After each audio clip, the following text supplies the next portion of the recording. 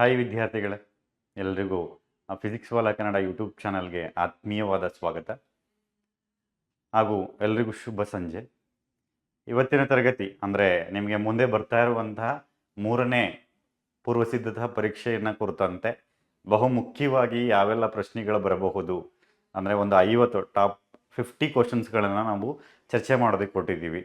ಯಾವ ಪ್ರಶ್ನೆಗಳನ್ನು ಕೇಳುವಂಥ ಸಾಧ್ಯತೆಗಳಿರುತ್ತೆ, ಅದಕ್ಕೆ ಸಂಬಂಧಪಟ್ಟಂತಹ ಒಂದು ಮಾದರಿ ಉತ್ತರಗಳನ್ನು ಬರ್ಕೊಂಡು ನಾವು ತಯಾರಿಯನ್ನು ಮಾಡ್ಕೋಬೇಕು. ಹಾಗೆ ಮುಂದಿನ ಪೂರ್ವಸಿದ್ಧತಾ ಪರೀಕ್ಷೆಯಲ್ಲಿ ಬಹಳ ಅತ್ಯುತ್ತಮವಾದಂತಹ ಒಂದು ಅಂಕಗಳನ್ನು ಪಡೀಲಿಕ್ಕೆ ನಮಗೆ ಸಹಾಯಕ ಆಗುವಂಥ ಒಂದು ಉತ್ತೀರ್ಣತೆಯ ಒಂದು ಅಂಕಗಳ ಆಧಾರದ ಮೇಲೆ ಪ್ರಶ್ನೆಗಳನ್ನು ಸಿದ್ಧತೆಗೊಳಿಸಲಾಗಿದೆ. ಈ ಪ್ರಶ್ನೆಗಳ ಆಧಾರಿತವಾಗಿ ನೀವು ತಯಾರಿಯನ್ನು ಮಾಡಿಕೊಂಡ್ರೆ ಖಂಡಿತವಾಗಿಯೂ ಕೂಡ ನೀವು ಪೂರ್ವಸಿದ್ಧತಾ ಪರೀಕ್ಷೆಯಲ್ಲಿ ಉತ್ತಮವಾದಂಥ ಅಂಕಗಳನ್ನು ಪಡೆಯೋದ್ರಲ್ಲಿ ಯಾವುದೇ ರೀತಿಯ ಸಂದೇಹ ಇಲ್ಲ. ಹಾಗಾಗಿ ಈ ಪ್ರಶ್ನೆಗಳಿಗೆ ಸಂಬಂಧಪಟ್ಟಂತೆ ಒಂದಷ್ಟು ಚರ್ಚೆಯನ್ನು ನಾವು ಗಮನಿಸೋಣ. ನಾನು ಉತ್ತರ ಸಹಿತ ಅದನ್ನು ವಿವರಿಸ್ಕೊಂಡು ಹೋಗಿದ್ದೀನಿ. ನಿಮಗೆ ಪ್ರಶ್ನೆಗಳನ್ನು ಮಾತ್ರ ಹೇಳ್ತಾ ಹೋಗ್ತೀನಿ. ಪ್ರಶ್ನೆಗಳಿಗೆ ಸಂಬಂಧಪಟ್ಟಂತೆ ಯಾವ್ಯಾವ ಪ್ರಶ್ನೆಗಳನ್ನು ಓದಬೇಕು, ಯಾವ ರೀತಿಯ ಪ್ರಶ್ನೆಗಳು ಬರಬಹುದು ಅಂತೇಳಿ ಆ ರೀತಿಯ ಪ್ರಶ್ನೆಗಳನ್ನು ನೀವು ಗಂಭೀರವಾಗಿ ಗಮನಿಸ್ಕೊಂಡು ಮುಂದಿನ ಪರೀಕ್ಷೆಯ ತಯಾರಿಗಳ ಬಗ್ಗೆ ನೀವು ಸೂಕ್ತವಾದಂತಹ ಸಿದ್ಧತೆಯನ್ನು ಮಾಡ್ಕೋಬಹುದು. ಬನ್ನಿ ಮಕ್ಕಳು, ಹಾಗಿದ್ರೆ ತರಗತಿಗೆ ಹೋಗೋಣ. ತರಗತಿಗೆ ಸಂಬಂಧಪಟ್ಟಂತೆ ಯಾವೆಲ್ಲ ಪ್ರಶ್ನೆಗಳು ಬರಬಹುದು ಅನ್ನೋದ್ರ ಬಗ್ಗೆ ಚರ್ಚೆ ಮಾಡೋಣ.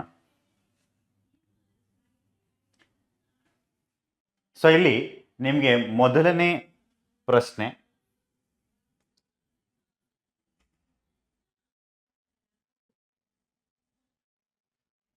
ಸೊ ಬಹು ಆಯ್ಕೆಗೆ ಸಂಬಂಧಪಟ್ಟಂತ ಪ್ರಶ್ನೆಗಳನ್ನ ಕೇಳಲಾಗುತ್ತೆ. ಸೊ ಈ ಬಹು ಆಯ್ಕೆ ಪ್ರಶ್ನೆಗಳಿಗೆ ಸಂಬಂಧಪಟ್ಟಂತೆ ಯಾವೆಲ್ಲ ಪ್ರಶ್ನೆಗಳನ್ನ ಕೇಳ್ತಾರೆ ನೀವು ಗಮನಿಸಿ. 1ನೇ ಪ್ರಶ್ನೆ, ವಿಜಾತಿಯ ಸಂಯುಕ್ತ ಅಕ್ಷರ ಪದವಿದು ಅಂತೇಳಿ ಅದಕ್ಕೆ ಆಯ್ಕೆ ಕತ್ತಲೆ, ಅಪ್ಪ, ಶಸ್ತ್ರ, ಕಣ್ಣಿಗೆ ಅಂತ ಕೊಡ್ತಾರೆ. ನಿಮಗೆ ವಿಜಾತಿಯ ಸಂಯುಕ್ತ ಅಕ್ಷರ ಅಂದ್ರೆ ಏನು ಅಂತ ಗೊತ್ತಿರಬೇಕು. ನಂತರ ಅವರ್ಗೀಯ ವ್ಯಂಜನವಲ್ಲದ ಅಕ್ಷರ, ಅವರ್ಗೀಯ ವ್ಯಂಜನ ಯಾವುದು ಅಕ್ಷರ ಅಲ್ಲ ಅನ್ನೋಂಥದ್ದಕ್ಕೆ ಸಂಬಂಧಪಟ್ಟಂತ ಪ್ರಶ್ನೆ. ಇಲ್ಲಿ ರ, ವ, ಅ ಮತ್ತೆ ನ ಅಂತ ಕೊಟ್ಟಿದ್ದಾರೆ. ಯಾವ ಅಕ್ಷರ ಅವರ್ಗೀಯ ವ್ಯಂಜನಕ್ಕೆ ಸೇರದೆ ಇರುವಂಥದ್ದು ಅನ್ನೋದನ್ನ ಉತ್ತರವಾಗಿ ಬರೀಬೇಕು. ನಿಮಗೆ ಉತ್ತರಗಳನ್ನು ಕೂಡ ಅಲ್ಲೇ ಮಾರ್ಕ್ ಆಗಿರೋದ್ರಿಂದ ಸೊ ನೀವು ಪ್ರಶ್ನೆಗಳನ್ನು ಆಧರಿಸಿ ತಯಾರಿಯನ್ನು ಮಾಡ್ಕೋಬೇಕಾಗಿ ನಾನು ಕೇಳಿಕೊಳ್ತೀನಿ. ಅದೇ ರೀತಿ ಇಲ್ಲಿ ಚರ್ಚೆಗೆ ಆಧಾರಿತವಾದಂಥ ಪ್ರಶ್ನೆಗಳನ್ನು ಈ ಪರೀಕ್ಷೆಗಳಿಗೆ ಬೇಕಾದಂಥ ಇದೇ ಪ್ರಶ್ನೆಗಳನ್ನು ನೀವು ಓದಬೇಕಾಗತ್ತೆ. ಗುಣಿತಾಕ್ಷರದಿಂದ ಕೂಡಿದಂಥ ಅಕ್ಷರ, ಬಹು ಆಯ್ಕೆಯಲ್ಲಿ ಆಯ್ಕೆಗಳನ್ನ ಕ ಅಂತ ಕೊಟ್ಟಿದ್ದಾರೆ, ಆ ಅಂತ ಕೊಟ್ಟಿದ್ದಾರೆ, ಇ ಅಂತ ಕೊಟ್ಟಿದ್ದಾರೆ, ಎ ಅಂತ ಕೊಟ್ಟಿದ್ದಾರೆ. ನಂತರ 4ನೇ ಪ್ರಶ್ನೆ, ಕನ್ನಡ ವರ್ಣಮಾಲೆಯಲ್ಲಿರುವಂತಹ ಅನುನಾಸಿಕ ಅಕ್ಷರಗಳ ಸಂಖ್ಯೆ. ಇಲ್ಲಿ 6, 9, 13, 25. ನಂತರ ಸಜಾತಿಯ ಸಂಯುಕ್ತಾಕ್ಷರಕ್ಕೆ ಉದಾಹರಣೆಯಾದಂತಹ ಪದವಿದು, ಅಂದ್ರೆ ಯಾವುದನ್ನ ಸಜಾತಿಯ ಸಂಯುಕ್ತಾಕ್ಷರ ಅಂತೇಳಿ ಕರೀತಾರೆ ಅಂತ. ನಂತರ ಕನ್ನಡ ವರ್ಣಮಾಲೆಯಲ್ಲಿರುವ ಮಹಾಪ್ರಾಣಾಕ್ಷರಗಳ ಸಂಖ್ಯೆ, ಮಹಾಪ್ರಾಣಾಕ್ಷರಗಳು ಎಷ್ಟು ಇದೆ ಅನ್ನೋದನ್ನ ಪ್ರಶ್ನೆಯನ್ನ ಕೇಳಿದ್ದಾರೆ.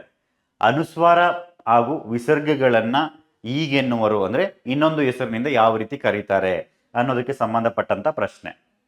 ವರ್ಗೀಯ ವ್ಯಂಜನದಲ್ಲಿನ ಪ್ರಥಮ ಹಾಗೂ ತೃತೀಯಾಕ್ಷರಗಳನ್ನ ಏನೆಂದು ಕರಿತೀವಿ? ಸೊ ಅದನ್ನ ಇಲ್ಲಿ ಉತ್ತರಗಳನ್ನಾಗಿ ಬರೀಬೇಕಾಗತ್ತೆ. ನಿಮ್ಗೆಲ್ಲ ಗೊತ್ತು, ಅದನ್ನ ಅಲ್ಪಪ್ರಾಣ, ಮಹಾಪ್ರಾಣ ಅಂತೇಳಿ ಅದನ್ನ ವಿಭಾಗ ಮಾಡ್ಕೊಂಡಿದ್ದೀವಿ. ನಂತರ 11ನೇ ಪ್ರಶ್ನೆ, ತೃತೀಯ ವಿಭಕ್ತಿಯ ಕಾರಕಾರ್ಥ ಯಾವುದು? ಅಂದ್ರೆ ನಿಮ್ಗೆ ಈಗಾಗಲೇ ವಿಭಕ್ತಿ ಪ್ರತ್ಯಯಗಳ ಬಗ್ಗೆ ಮಾಹಿತಿಯನ್ನ ಹೇಳಿದ್ದೀನಿ. ಸಪ್ತಮಿ 7 ವಿಭಕ್ತಿ ಪ್ರತ್ಯಯಗಳಲ್ಲಿ ಅದರ ಪ್ರತ್ಯಯಗಳು ಮತ್ತೆ ಯಾವ್ಯಾವ ಪ್ರತ್ಯಯಗಳ ರೂಪ, ನಂತರ ಅದರ ಕಾರಕಾರ್ಥಗಳನ್ನ ಅಚ್ಚುಕಟ್ಟಾಗಿ ಅಧ್ಯಯನ ಮಾಡಬೇಕಾಗತ್ತೆ. ನಂತರ ಚತುರ್ಥಿ ವಿಭಕ್ತಿಯ ಕಾರಕಾರ್ಥವಿದು. ಚತುರ್ಥಿಯ ವಿಭಕ್ತಿಯ ಕಾರಕಾರ್ಥಕ್ಕೆ ಸಂಬಂಧಪಟ್ಟಂತೆ ಹಳಗನ್ನಡದಲ್ಲಿ ಅಧಿಕರಣ ಕಾರಕಾರ್ಥದ ವಿಭಕ್ತಿ ಪ್ರತ್ಯಯ, ಇದಕ್ಕೆ ಸಂಬಂಧಪಟ್ಟಂತೆ. ನಂತರ ನೀವು ಗಮನಿಸೋದಾದ್ರೆ ಸಾವಿತ್ರಿಯಲ್ಲಿ ಈ ಪದದಲ್ಲಿರುವಂತಹ ವಿಭಕ್ತಿ ಪ್ರತ್ಯಯ ಹೆಸರು ಏನು ಅಂತ ಕೇಳ್ತಾರೆ.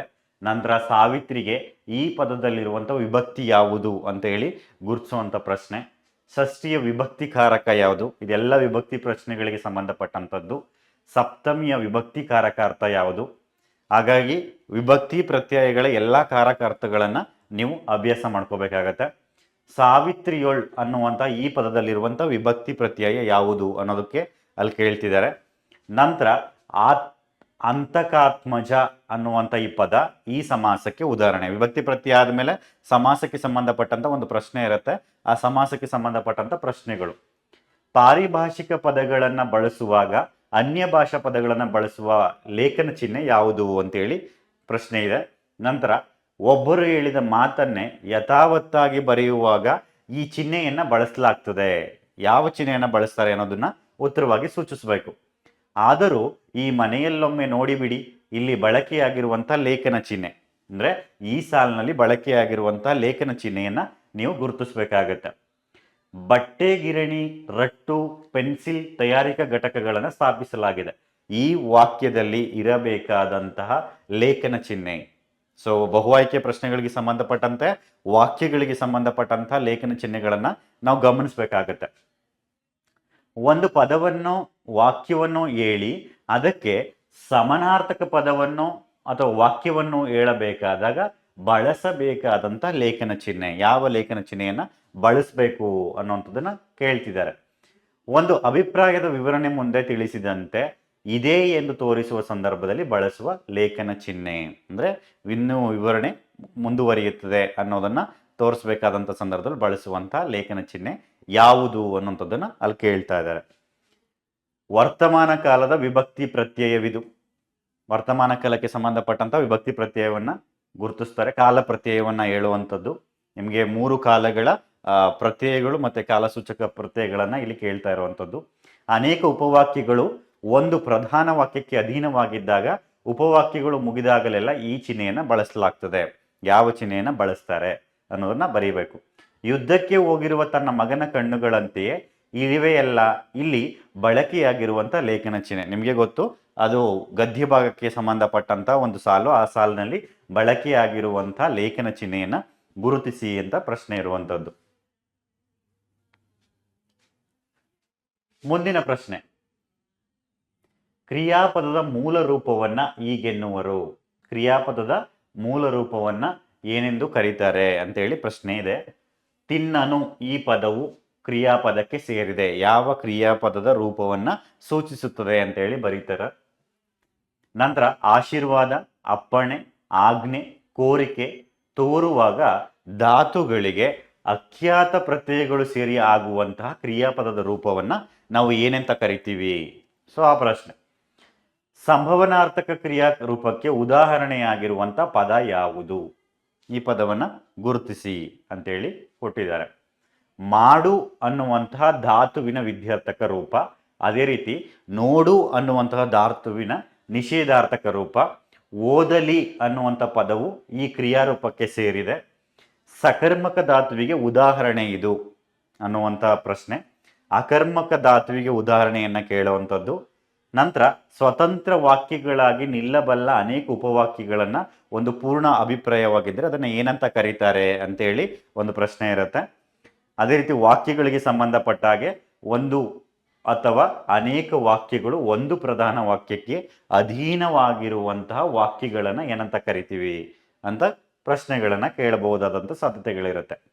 ಒಂದು ಪೂರ್ಣ ಕ್ರಿಯಾಪದದೊಂದಿಗೆ ಸ್ವತಂತ್ರವಾಗಿರುವಂಥ ವಾಕ್ಯವನ್ನ ಏನಂತ ಕರೀತಾರೆ? ನಂತರದ ಪ್ರಶ್ನೆ, ಕಾರವಾರದಲ್ಲಿ ಮಲೇರಿಯಾ ವ್ಯಾಪಕವಾಗಿ ಹಬ್ಬಿತು. ಈ ವಾಕ್ಯವು ಆ ವಾಕ್ಯ ಯಾವುದಕ್ಕೆ ಉದಾಹರಣೆಯಾಗಿದೆ ಅಂತಾನೂ ಕೂಡ ಪ್ರಶ್ನೆಗಳನ್ನ ಕೇಳ್ತಾರೆ. ನಂತರ ಕಾರವಾರದಲ್ಲಿ ಮಲೇರಿಯಾ ಹಬ್ಬಿತ್ತು, ಆದ್ದರಿಂದ ವಿಶ್ವೇಶ್ವರ ಪಾಠಕ್ರವರು ಮಲೇರಿಯಾದಿಂದ ಬಳಲಬೇಕಾಯಿತು. ಈ ಕಾರಣದಿಂದ ಅವರನ್ನು ಅಲ್ಲಿಂದ ವರ್ಗಾಯಿಸಲಾಯಿತು. ಈ ವಾಕ್ಯವು ಯಾವುದಕ್ಕೆ ಸಂಬಂಧಪಟ್ಟಂಥದ್ದು? ನಮಗೆ ಆಯ್ಕೆಗಳು ಸಾಮಾನ್ಯ ವಾಕ್ಯ, ಮಿಶ್ರ ವಾಕ್ಯ, ಸಂಯೋಜಿತ ವಾಕ್ಯ ಮತ್ತೆ ವಿಶೇಷ ವಾಕ್ಯ ಅಂತಲೂ ಕೂಡ ಆಯ್ಕೆಗಳನ್ನು ಕೊಡ್ತಾರೆ. ಅದರಲ್ಲಿ ಸರಿಯಾದಂಥ ಉತ್ತರವನ್ನ ಗುರುತಿಸಿ ನೀವು ಬರೀಬೇಕಾಗತ್ತೆ. ಏನಾದರೂ ಮಾಡಿ ಭಾರತದಲ್ಲಿ ಮೋಟಾರು ಕಾರ್ಖಾನೆಯನ್ನು ಸ್ಥಾಪಿಸಲು ವಿಶ್ವೇಶ್ವರಯ್ಯನವರು ನಿರ್ಧರಿಸಿದ್ದಾದರೂ ಅವರ ನಿರ್ಧಾರಕ್ಕೆ ಬ್ರಿಟಿಷ್ ಸರ್ಕಾರದ ಅಪ್ಪಣೆ ದೊರೆಯಲಿಲ್ಲವೆಂಬ ಈ ವಿಷಯ ತಿಳಿದಾಗ ಅವರು ಮರುಗಿದರು. ಈ ವಾಕ್ಯ ಯಾವ ವಾಕ್ಯಕ್ಕೆ ಉದಾಹರಣೆಯಾಗಿದೆ ಅಂತೇಳಿ ಪ್ರಶ್ನೆಯನ್ನ ಕೇಳಿರುವಂಥದ್ದು. ಮರಗಾಲು ಪದದಲ್ಲಿ ಉಂಟಾಗಿರುವಂಥ ಸಮಾಸ ಯಾವ ಸಮಾಸಕ್ಕೆ ಆ ಪದ ಉದಾಹರಣೆ ಅಂತ? ದ್ವಿಗು ಸಮಾಸಗಳಲ್ಲಿ ಒಂದು ಅಂತೇಳಿ ಕೆಳಗಿನ ಪದಗಳನ್ನು ಕೊಟ್ಟು ಆ ಪದಗಳಲ್ಲಿ ದ್ವಿಗು ಸಮಾಸವನ್ನು ಗುರುತಿಸಿ ಅಂತ ಕೇಳಿದ್ದಾರೆ. ನಡುಮನೆ ಪದದಲ್ಲಿ ಉಂಟಾಗಿರುವಂತ ಸಮಾಸ ಯಾವುದು? ನಡುಮನೆ ಅನ್ನುವಂತ ಪದ ಯಾವ ಸಮಾಸಕ್ಕೆ ಉದಾಹರಣೆಯಾಗಿ ಕೇಳಿದರೆ ಅಥವಾ ಯಾವುದಕ್ಕೆ ಉದಾಹರಣೆ ಅನ್ನುವಂಥದ್ದನ್ನ ಉತ್ತರವಾಗಿ ಸೂಚಿಸಬೇಕಾಗತ್ತೆ. ಜುಳು ಜುಳು ಇಲ್ಲಿರುವಂತಹ ವ್ಯಾಕರಣಾಂಶ ಯಾವುದು? ಅದು ಅನುಕರಣಾನ್ವಯನ ಅಥವಾ ಜೋಡು ನುಡಿನ, ದ್ವಿರುಕ್ತಿನ ಅಥವಾ ಅವ್ಯಯನ ಅಂತೇಳಿ ಗುರುತಿಸ್ಬೇಕಾಗತ್ತೆ. ಮನೆ ಮಠ ಇಲ್ಲಿರುವ ವ್ಯಾಕರಣಾಂಶ, ಮನೆ ಮಠ ಅನ್ನುವಂಥದ್ದು ಯಾವ ವ್ಯಾಕರಣಾಂಶಕ್ಕೆ ಸೂಚಿತವಾಗಿದೆ ಅನ್ನುವಂಥದ್ದನ್ನ ಅಲ್ಲಿ ಕೇಳ್ತಾರೆ. ನಂತರ ಮೊಟ್ಟ ಮೊದಲು ಎನ್ನುವಂತಹ ಪದವು ಈ ವ್ಯಾಕರಣಕ್ಕೆ ಸೇರಿದೆ. ಈ ಮೊಟ್ಟ ಮೊದಲು ಅನ್ನುವಂಥ ಪದ ವ್ಯಾಕರಣಾಂಶದ ಯಾವ ವಿಷಯಕ್ಕೆ ಉದಾಹರಣೆಯಾಗಿ ಕೇಳ್ತಾರೆ ಅಂದ್ರೆ ದ್ವಿರುಕ್ತಿಗೆ ಸಂಬಂಧಪಟ್ಟಂತ ಪದ, ಅದನ್ನ ನೀವು ಗಮನಿಸಬೇಕು. ನಂತರ ತದ್ದಿತಾಂತ ಭಾವನಾಮ ಪದವಿದು. ಕೆಲವು ಪದಗಳನ್ನ ಕೊಟ್ಟು, ಉದಾಹರಣೆಗೆ ಬಳೆಗಾರ, ಕನ್ನಡಿಗ, ಜಾಣತನ, ಆವಾಡಿಗ ಅಂತೇಳಿ ಪದಗಳನ್ನ ಕೊಡ್ತಾರೆ. ಆ ಪದಗಳಲ್ಲಿ ಒಂದು ತದ್ದಿತಾಂತ ಭಾವನಾಮವನ್ನ ಗುರುತಿಸ್ಬೇಕು. ನಂತರ ತದ್ದಿತಾಂತ ಭಾವನಾಮಕ್ಕೆ ಉದಾಹರಣೆಯಾದಂಥ ಪದ, ಅದೇ ರೀತಿ ತದ್ದಿತಾಂತ ಭಾವನಾಮಗಳಿಗೆ ಉದಾಹರಣೆಯಾಗಿರುವಂಥ ಪದವನ್ನ ಕೆಳಗಡೆ ಆಯ್ಕೆ ಮಾಡಿ ಅಂತ ಕೊಟ್ಟಿದ್ದಾರೆ.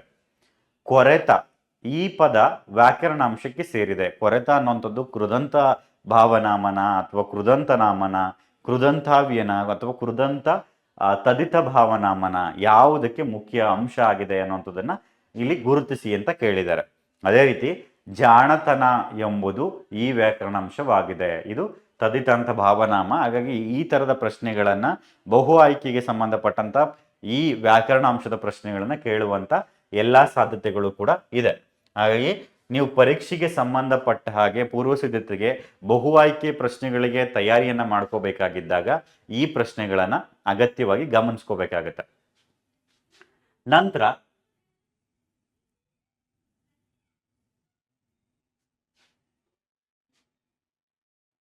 ಅಂಜಿಕೆ ಅನ್ನುವಂಥ ಈ ಪದ ಯಾವ ವ್ಯಾಕರಣಾಂಶಕ್ಕೆ ಉದಾಹರಣೆಯಾಗಿದೆ?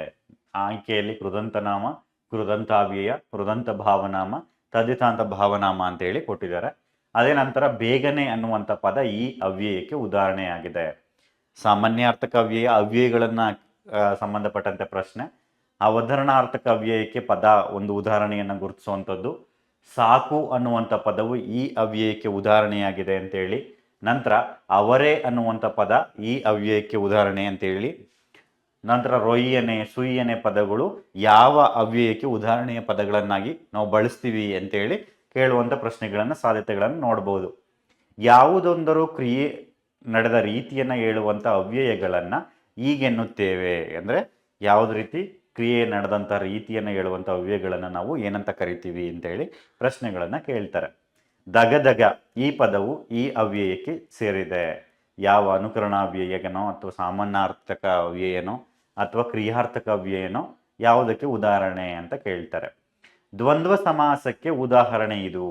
ದ್ವಂದ್ವ ಸಮಾಸಕ್ಕೆ ಉದಾಹರಣೆ ಕೆಳಗಡೆ ಉದಾಹರಣೆಗೆ ಪದಗಳನ್ನು ಕೊಟ್ಟು ಮೇಲ್ಗಡೆ ಯಾವ ಸಮಾಸಕ್ಕೆ ಉದಾಹರಣೆಯಾಗಿ ಗುರುತಿಸ್ತೀವಿ ಅಂತೇಳಿ ಪ್ರಶ್ನೆಯನ್ನ ಕೇಳಿದ್ದಾರೆ. ಒಗೆದೋರು ಪದದಲ್ಲಿರುವಂತಹ ಸಮಾಸ. ಒಗೆದೋರು ಪದದಲ್ಲಿರುವಂಥ ಸಮಾಸ. ದಿನಪಸುತ ಈ ಸಮಾಸಕ್ಕೆ ಉದಾಹರಣೆಯನ್ನಾಗಿ ಬಳಸ್ತೀವಿ. ಇಮ್ಮಾವು ಪದದ ಈ ಸಮಾಸಕ್ಕೆ ಉದಾಹರಣೆ ಅಥವಾ ಈ ಸಮಾಸಕ್ಕೆ ಇಮ್ಮಾವು ಅನ್ನುವಂಥ ಪದವನ್ನ ಉದಾಹರಣೆಯನ್ನಾಗಿ ಬಳಸೋದನ್ನ ಗುರುತಿಸಿ ಅಂತೇಳಿ. ನಂತರ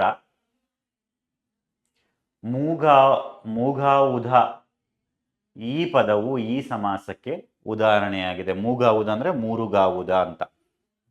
ಸೊ ಆ ಮೂರುಗಾವುದ ಮೈಲಿ ಅಂತ ನಾವು ದೂರವನ್ನು ಅಳತೆ ಮಾಡ್ತೀವಲ್ಲ, ಅದಕ್ಕೆ ಸಂಬಂಧಪಟ್ಟಂತ ಪ್ರಶ್ನೆ. ಕುಡಿಹುಬ್ಬು ಈ ಪದದಲ್ಲಿರುವಂಥ ಸಮಾಸ ಯಾವುದು? ಅದನ್ನು ಗುರುತಿಸಿ. ಸಪ್ತಸ್ವರಗಳ ಪದವು ಸಮಾಸಕ್ಕೆ ಉದಾಹರಣೆಯಾಗಿದೆ. ಯಾವ ಸಮಾಸಕ್ಕೆ ಉದಾಹರಣೆ? ಅಂಗೈ ಅನ್ನುವಂಥ ಪದವು ಯಾವ ಸಮಾಸಕ್ಕೆ ಉದಾಹರಣೆಯನ್ನಾಗಿ ಬಳಸ್ತೀವಿ? ನಂತರ ಬೆಟ್ಟದ ಅವರೆ ಈ ಪದ ಯಾವ ಸಮಾಸಕ್ಕೆ ಉದಾಹರಣೆಯನ್ನಾಗಿ ಬಳಕೆ ಮಾಡಲಾಗುತ್ತೆ? ಮೋಸ ಮಾಡು ಪದವು ಈ ಸಮಾಸಕ್ಕೆ ಉದಾಹರಣೆಯಾಗಿದೆ. ನಿಮಗೆ ಆಯ್ಕೆಗಳನ್ನ ಅಲ್ಲಿ ಕೊಟ್ಟಿದ್ದಾರೆ, ಜೊತೆಗೆ ಉತ್ತರಗಳನ್ನು ಕೂಡ ಅಲ್ಲಿ ಗುರುತಿಸಿದ್ದೀನಿ.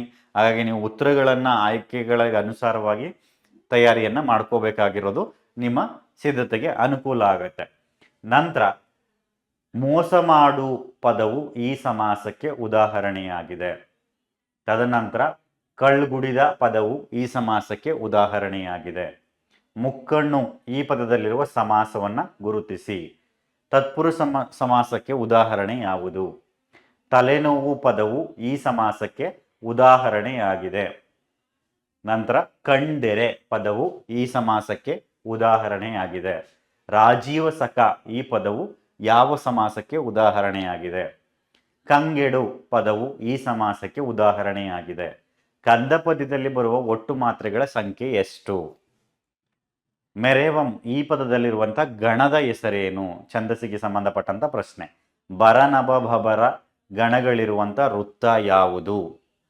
ನಂತರ ಸಾಮ್ರಾಜ್ಯ ಪದದಲ್ಲಿ ಕಂಡುಬರುವಂತ ಅಕ್ಷರಗಣ ಯಾವುದು? ಚೀರ ಪದದ ತದ್ಭವ ರೂಪ ಏನಂತ ಕರೀತಾರೆ? ತವಸಿ ಪದದ ತದ್ಭವ ರೂಪ ಏನಂತ ಕರೀತಾರೆ? ಹಾಗಾಗಿ ಈ ತರದ ಪ್ರಶ್ನೆಗಳನ್ನ ಕೇಳುವಂತ ಸಾಧ್ಯತೆಗಳಿರುತ್ತೆ. ನೀವು ಈ ಪ್ರಶ್ನೆಗಳನ್ನ ಓದ್ಕೊಂಡ್ರೆ ಅಚ್ಚುಕಟ್ಟಾದಂತಹ ಪರೀಕ್ಷೆ ವ್ಯವಸ್ಥೆಯಲ್ಲಿ ನೀವು ಬರೆಯೋದಕ್ಕೆ ಮುಖ್ಯವಾದಂತಹ ಅಂಶ ಆಗತ್ತೆ. ನಂತರ ದಿಟ್ಟಿ ಪದದ ತತ್ಸಮ ರೂಪ ಏನಂತ ಕರೀತಾರೆ? ದಿಟ್ಟಿ ಪದವನ್ನ. ಅದಾದ್ಮೇಲೆ ಅಲಗೆ ಪದದ ತತ್ಸಮ ರೂಪ, ನಂತರ ಕಲಶ ಪದದ ತತ್ಸಮ ರೂಪ, ವರ್ಗೀಯ ವ್ಯಂಜನದ ಪಂಚಮಾಕ್ಷರಗಳು ಯಾವ್ಯಾವು? ಈ ಪ್ರಶ್ನೆಗಳನ್ನ ಕೇಳ್ತಾ ಇದ್ರು ನಿಮ್ಗೆ. ನೀವು ಗಮನಿಸಿದ್ರೆ ಗೊತ್ತಾಗತ್ತೆ. ಈ ಪ್ರಶ್ನೆಗಳನ್ನ ಬಹಳಷ್ಟು ಸಾರಿ ಕೇಳಿದ್ದಾರೆ. ವರ್ಗೀಯ ವ್ಯಂಜನದ ಪಂಚಮಾಕ್ಷರಗಳು ಯಾವ್ದ್ಯಾವುದು ಅಂತೇಳಿ. ಇದು ಮತ್ತೆ ಮತ್ತೆ ಪುನರಾವರ್ತನೆ ಆಗಿರುವಂತ ಪ್ರಶ್ನೆ. ಮಾತಂತು ಪದವು ಈ ಸಂಧಿಗೆ ಉದಾಹರಣೆಯಾಗಿದೆ. ಈ ಪ್ರಶ್ನೆಯೂ ಕೂಡ ರಿಪೀಟ್ ಆಗಿರುವಂತದ್ದು. ಒಂದು ಪೂರ್ಣ ಕ್ರಿಯಾಪದದೊಂದಿಗೆ ಸ್ವತಂತ್ರವಾಗಿರುವಂತ ವಾಕ್ಯವನ್ನ ಏನಂತ ಕರಿತೀವಿ? ನಂತರ ಕ್ರಿಯಾಪದದ ಮೂಲ ರೂಪ ಯಾವುದು? ಕ್ರಿಯಾಪದದ ಮೂಲ ರೂಪ ಯಾವುದು? ನಂತರ ಲೋಕದೊಳ್ ಎಂಬ ಪದದಲ್ಲಿರುವಂತಹ ವಿಭಕ್ತಿ, ಯಾವ ವಿಭಕ್ತಿ ಪ್ರತ್ಯಯವನ್ನ ಗುರುತಿಸ್ತೀವಿ ಅದನ್ನ ಬರೀಬೇಕಾಗತ್ತೆ. ಮುಂಗೈ ಪದವು ಈ ಸಮಾಸಕ್ಕೆ ಉದಾಹರಣೆಯಾಗಿದೆ. ಮದೋನ್ಮತ್ತ ಪದವು ಈ ಸಂಧಿಗೆ ಉದಾಹರಣೆಯಾಗಿದೆ. ಸ್ವತಂತ್ರ ವಾಕ್ಯಗಳಲ್ಲಿ ನಿಲ್ಲಬಲ್ಲ ಅನೇಕ ಉಪವಾಕ್ಯಗಳೊಡನೆ ಬಂದು ಪೂರ್ಣಾಭಿಪ್ರಾಯವಾಗಿದ್ದರೆ ಅದನ್ನ ಏನಂತ ಕರಿತೀವಿ? ನಿಮಗೆ ಮಾದರಿ ಪ್ರಶ್ನೆ ಪತ್ರಿಕೆಗಳಲ್ಲಿ ಈ ಪ್ರಶ್ನೆಗಳನ್ನ ಬಂದಿರುವಂತದ್ದನ್ನ ನೀವು ಗಮನಿಸಬಹುದು. ಭವಿಷ್ಯತ್ ಕಾಲ ಸೂಚಕವನ್ನ ಯಾವ ಪ್ರತ್ಯಯದಿಂದ ಗುರುತಿಸ್ತೀವಿ? ನಂತರ ಕಳ್ಗುಡಿದ ಅನ್ನುವಂಥ ಪದ ಯಾವ ಸಮಾಸಕ್ಕೆ ಉದಾಹರಣೆಯಾಗಿದೆ? ನಂತರ ಕ್ರಿಯಾ ಸಮಾಸಕ್ಕೆ ಉದಾಹರಣೆ ಇದು. ಈ ರೀತಿಯ ಪ್ರಶ್ನೆಗಳನ್ನ ಇಲ್ಲಿ ಬಹು ಆಯ್ಕೆಗೆ ಸಂಬಂಧಪಟ್ಟಂತೆ ಕೇಳಲಾಗುತ್ತೆ. ನಂತರ ನಿಮಗೆ ಎರಡನೇ ಭಾಗವನ್ನ ಗಮನಿಸ್ಕೊಂಡಾಗ ಸಂಬಂಧಿ ಪದಗಳಿಗೆ ಉತ್ತರವನ್ನ ಬರೆಯುವಂಥದ್ದು. ನೀವು ಉತ್ತರ ಯಾವ ರೀತಿ ಕೇಳ್ತಾರಪ್ಪ ಅಂತಂದ್ರೆ ಪ್ರಶ್ನೆಗಳನ್ನ ಗಮನಿಸಿ. ಕ ಅಲ್ಪ ಪ್ರಾಣಾಕ್ಷರಗಳು, ಚ ಅಂತೇಳಿ ಡ್ಯಾಶ್ ಅಂತ ಕೊಡ್ತಾರೆ, ಅದಕ್ಕೆ ಉತ್ತರ ಬರೆಯಬೇಕು. ಅದೇ ರೀತಿ ವರ್ಗೀಯ ವ್ಯಂಜನಗಳು 25, ಅವರ್ಗೀಯ ವ್ಯಂಜನಗಳು ಎಷ್ಟು? ಆ ಇ ಉ ದೀರ್ಘ ಸ್ವರಗಳು ಆ ಇ ಉ ಯಾವುವು ಅಂತ ಕೇಳ್ತಾರೆ. ಸ್ವರಗಳು 13, ಯೋಗವಾಹಕಗಳು ಡ್ಯಾಶ್ ಅಂತ ಕೇಳ್ತಾನೆ. ದೀರ್ಘ ಸ್ವರಗಳು 7, ರಸ್ವ ಸ್ವರಗಳು ಡ್ಯಾಶ್. ಜಲದಿಂ ಅನ್ನುವಂಥ ಪದ ತೃತೀಯ ವಿಭಕ್ತಿಗೆ ಉದಾಹರಣೆ. ಅದೇ ರೀತಿ ರಾಯಂಗೆ ಅನ್ನುವಂತಹ ಪದ ಯಾವ ವಿಭಕ್ತಿ ಪ್ರತ್ಯಯಕ್ಕೆ ಉದಾಹರಣೆ? ನಂತರ ರಾತ್ರಿಯನ್ನ ದ್ವಿತೀಯ ವಿಭಕ್ತಿ ಪ್ರತ್ಯಯದಿಂದ ಗುರುತಿಸ್ತೀವಿ. ಅದೇ ರೀತಿ ನೆಮ್ಮದಿಯಿಂದ ಅನ್ನುವಂತಹ ಪದ ಯಾವ ವಿಭಕ್ತಿ ಪ್ರತ್ಯಯಕ್ಕೆ ಉದಾಹರಣೆಯಾಗಿದೆ? ನಂತರ ಭರತ ಕ್ಷೇತ್ರದೊಳ್ ಅನ್ನುವಂಥದ್ದು ಸಪ್ತಮಿ ವಿಭಕ್ತಿ ಪ್ರತ್ಯಯಕ್ಕೆ ಗುರುತನ್ನ ಮಾಡ್ತೀವಿ. ಮರದೊಳ್ ಅನ್ನುವಂಥದ್ದು ಇನ್ಯಾವ ವಿಭಕ್ತಿ? ನಂತರ ನೀವು ನೆಲನಂ ಅನ್ನುವಂಥ ಪದದ ವಿಭಕ್ತಿ ಪ್ರತ್ಯಯ, ಮೊರೆಯಂ ಅನ್ನುವಂಥ ವಿಭಕ್ತಿ ಪ್ರತ್ಯಯ, ಮಲಗು ಅನ್ನೋದಕ್ಕೆ ಸಂಬಂಧಪಟ್ಟಂತ ವಿಭಕ್ತಿ ಪ್ರತ್ಯಯ, ಮಾಡಿಯಾರು ಅನ್ನುವುದಕ್ಕೆ ಸಂಬಂಧಪಟ್ಟಂತ ವಿಭಕ್ತಿ ಪ್ರತ್ಯಯ ರೂಪ ಅಥವಾ ಸಂಭಾವನಾರ್ಥಕ ರೂಪಗಳನ್ನ ಬರೀಬೇಕಾಗತ್ತೆ. ನಂತರ ಕಾಲಗಳಿಗೆ ಸಂಬಂಧಪಟ್ಟಂತೆ ವರ್ತಮಾನ ಕಾಲ ಅಥವಾ ಭೂತಕಾಲ, ಭವಿಷ್ಯತ್ ಕಾಲಗಳಿಗೆ ಸಂಬಂಧಪಟ್ಟಂತ ಪ್ರಶ್ನೆಗಳಿಗೆ ನೀವು ತಯಾರಿಯನ್ನ ಮಾಡ್ಕೋಬೇಕಾಗತ್ತೆ. ಅದಕ್ಕೆ ಸಂಬಂಧಪಟ್ಟಂತ ಸಂಬಂಧಿ ಪದಗಳನ್ನ ಇಲ್ಲಿ ಗುರುತಿಸಿದ್ದೀನಿ. ನಂತರ ಸಮಾಸಗಳಿಗೆ ಸಂಬಂಧಪಟ್ಟಂತೆ ಕೇಳ್ತಾರೆ, ದ್ವಿರುಕ್ತಿಗೆ ಸಂಬಂಧಪಟ್ಟಂತೆ ಕೇಳ್ತಾರೆ. ಮುಖ್ಯವಾಗಿ ನಿಮಗೆ ದ್ವಿರುಕ್ತಿ, ಜೋಡು ನುಡಿ, ಕೃದಂತ ಭಾವನಾಮ, ಕೃದಂತಾವ್ಯಯ ಈ ಥರದ ವಿಚಾರಗಳನ್ನು ಇಟ್ಟುಕೊಂಡು ಸಂಬಂಧಿ ಪದಗಳನ್ನು ಕೇಳುವಂಥ ಸಾಧ್ಯತೆಗಳಿರುತ್ತೆ. ಹಾಗಾಗಿ ಇಲ್ಲಿ ಸಂಬಂಧಿ ಪದಗಳಿಗೆ ಸಂಬಂಧಪಟ್ಟಂಥ ಎಲ್ಲ ಅಂಶಗಳನ್ನು ಚರ್ಚೆ ಮಾಡಲಾಗಿದೆ. ಈ ಅಂಶಗಳ ಆಧಾರವಾಗಿ ನೀವು ಸಿದ್ಧತೆಯನ್ನ ಮಾಡ್ಕೋಬೇಕಾಗಿರುವಂಥದ್ದು ನಿಮ್ಮ ಪರೀಕ್ಷೆಗೆ ಮುಖ್ಯ ಆಗತ್ತೆ. ನಂತರ ಅದೇ ರೀತಿ ಅದನ್ನ ಮುಂದುವರೆದ ಹಾಗೇನೆ ನಿಮ್ಗೆ ಸಂಧಿಗಳಿಗೆ ಸಂಬಂಧಪಟ್ಟಂತೆ ಗಮನಿಸುವಂಥದ್ದು. ಸಂಧಿಗಳಿಗೆ ಸಂಬಂಧಪಟ್ಟಂತೆ ಕ್ರಿಯಾರ್ಥಕ ಅವ್ಯಯ, ಅನುಕರಣಾವ್ಯಯ, ದ್ವಂದ್ವ ಸಮಾಸ, ಅಂಶಿ ಸಮಾಸ, ಕ್ರಿಯಾ ಸಮಾಸ, ಮತ್ತೆ ಛಂದಸ್ಸಿಗೆ ಸಂಬಂಧಪಟ್ಟಂತೆ ನಿಮಗೆ ಯಾವ ರೀತಿ ತತ್ಸಮ ತದ್ಭವಗಳು, ಮುಖ್ಯವಾಗಿ ಖ್ಯಾತ ಕರ್ನಾಟಕಗಳು ಯಾವ ರೀತಿ ಬಳಸ್ತೀವಿ ಅನ್ನೋಂಥದ್ದನ್ನ ತಿಳ್ಕೊಬೇಕಾಗತ್ತೆ. ಇನ್ನು ಕನ್ನಡ ಸಂಧಿಗಳಾದಂತಹ ಲೋಪ, ಆಗಮ, ಆದೇಶ ಸಂಧಿಗಳನ್ನ ಉದಾಹರಣೆಗಳನ್ನ ಕೊಟ್ಟು ಅದಕ್ಕೆ ಸಂಬಂಧಿ ಪದಗಳನ್ನ ಗುರುತಿಸಿ ಅಂತ ಕೇಳ್ತಾ ಹೋಗ್ತಾರೆ. ಈಗ ಇದಿಷ್ಟು ಕೂಡ ಇನ್ನು ತದ್ದಿತಾಂತ ಭಾವನಾಮ, ಕಾಲಸೂಚಕ ಅಥವಾ ನಿಮಗೆ ಕೃದಂತಾವ್ಯಯ, ಕೃದಂತ ಭಾವನಾಮ, ವರ್ತಮಾನ ಕೃದಂತ, ತದಿತಾವ್ಯಯ, ಅವ್ಯಯ, ಈ ತರದ ಒಂದು ವ್ಯಾಕರಣಾಂಶಗಳನ್ನ ಕುರಿತಂತೆ 92 ಪ್ರಶ್ನೆಗಳನ್ನ ಇಲ್ಲಿ ನೀವು ಗಮನಿಸ್ತಾ ಹೋಗ್ತೀರಾ. ಹಾಗಾಗಿ ಈ ಪ್ರಶ್ನೆಗಳನ್ನ ಅಭ್ಯಾಸ ಮಾಡಿದ್ರೆ ನಿಮ್ಮ ಪರೀಕ್ಷೆ, ಪೂರ್ವ ಸಿದ್ಧತೆ ಪರೀಕ್ಷೆಯಲ್ಲಿ ಬರೆಯೋದಕ್ಕೆ ಯಾವುದಾದ್ರೂ ಪ್ರಶ್ನೆಗಳು ಉಪಯುಕ್ತ ಆಗ್ತವೆ ಅನ್ನೋದು ಇಲ್ಲಿ ಗಮನಿಸಬಹುದಾಗಿದೆ. ಈಗ ನಾವು ಒಂದು ವಾಕ್ಯದಲ್ಲಿ ಉತ್ತರಿಸಿ ಅನ್ನುವಂತಹ ಗದ್ಯ ಭಾಗಕ್ಕೆ, ಅಂದರೆ ನಿಮಗೆ ಮುಖ್ಯವಾದಂಥ ಪ್ರಶ್ನೆಗಳು ಯಾವ ಪ್ರಶ್ನೆಗಳನ್ನ ಕೇಳಬಹುದು ಅನ್ನೋಂಥದ್ದನ್ನು ನಾವು ಗಮನಿಸ್ತೀವಿ. ಈಗ ನಮ್ಮ ಭಾಷೆ ಅನ್ನುವಂಥ ಗದ್ಯ ಪಾಠದಲ್ಲಿ ಬಹು ನಿರೀಕ್ಷಿತವಾದಂಥ ಪ್ರಶ್ನೆಗಳು ಯಾವುದಪ್ಪ ಅಂದರೆ, ಭಾಷೆ ಯಾವುದಕ್ಕೆ ಸಾಧನ ಆಗಿದೆ, ಪ್ರಾಣಿಗಳು ತಮ್ಮ ಮಕ್ಕಳಿಗೆ ಯಾವ ವಿಚಾರವಾಗಿ ತರಬೇತನ್ನು ಕೊಡ್ತವೆ, ಅದೇ ರೀತಿ ಚಲನವಲನಗಳ ವಿಷಯವಾಗಿ ಆಹಾರ ವಿಚಾರವಾಗಿ ಅಂತ ಉತ್ತರವನ್ನು ಬರೆಯಬೇಕು. ಮನುಷ್ಯನಿಗೆ ಲೆಕ್ಕವಿಡುವ ಅವಶ್ಯಕತೆ ಯಾವಾಗ ಉಂಟಾಯಿತು, ಎಣ್ಣೆ ತುಪ್ಪದ ಮಿಶ್ರಣ ಬೇಡ ಎಂದು ಹೇಳಿದವರು ಯಾರು, ನಂತರ ಕನ್ನಡ ಪರ್ಷಿಯನ್ ಶಬ್ದಗಳು ಯಾವಾಗ ಬಂದವು, ನಂತರ ಒಂದು ಭಾಷೆ ಸತ್ವಪೂರ್ಣವಾಗಬೇಕಾದ್ರೆ ಅದನ್ನು ಆಡುವಂಥ ಜನ ಹೇಗಿರಬೇಕು ಅನ್ನುವಂಥ ಪ್ರಶ್ನೆಗಳು ನಮ್ಮ ಭಾಷೆ ಅನ್ನುವಂತಹ ಗದ್ಯ ಭಾಗದಿಂದ ನಿಮಗೆ ಬರಬಹುದಾದಂಥ ಎಲ್ಲ ಪ್ರಶ್ನೆಗಳು. ನಂತರ ಗದ್ಯಪಾಠ 2 ವ್ಯಾಘ್ರಗೀತೆ. ಸೊ ಇಲ್ಲಿ 1 ಅಂಕಗಳಿಗೆ ಸಂಬಂಧಪಟ್ಟಂತ ಪ್ರಶ್ನೆಗಳನ್ನ ಗಮನಿಸೋದಾದ್ರೆ, ಭಗವದ್ಗೀತೆಯನ್ನು ರಚಿಸಿದವರು ಯಾರು, ಆ ಪ್ರಶ್ನೆ. ನಂತರ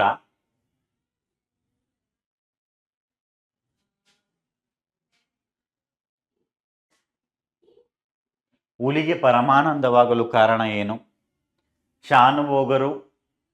ಶಾನುಭೋಗರಿಗೆ ತಲೆ ಸುತ್ತಲು ಕಾರಣವೇನು, ಶಾನುಭೋಗರ ಬ್ರಹ್ಮಾಸ್ತ್ರ ಯಾವುದು, ಹಸಿದು ಮಲಗಿದ್ದ ಹುಲಿಯು ಏನೆಂದು ಯೋಚಿಸಿತು, ನಂತರ ಶಾನುಭೋಗರ ರಾಜಭಕ್ತಿಯ ರಾಜಲಾಂಛನ ಯಾವುದಾಗಿತ್ತು, ಶಾನುಭೋಗರನ್ನ ಮೂರ್ಛೆಯಿಂದ ಎಚ್ಚರಿಸಿದವರು ಯಾರು, ಎನ್ ಮೂರ್ತಿರಾವ್ ಅವರ ಪ್ರಕಾರ ಶಾನುಭೋಗರು ಜೀವಸಹಿತ ಉಳಿದದ್ದು ಯಾರಿಂದ.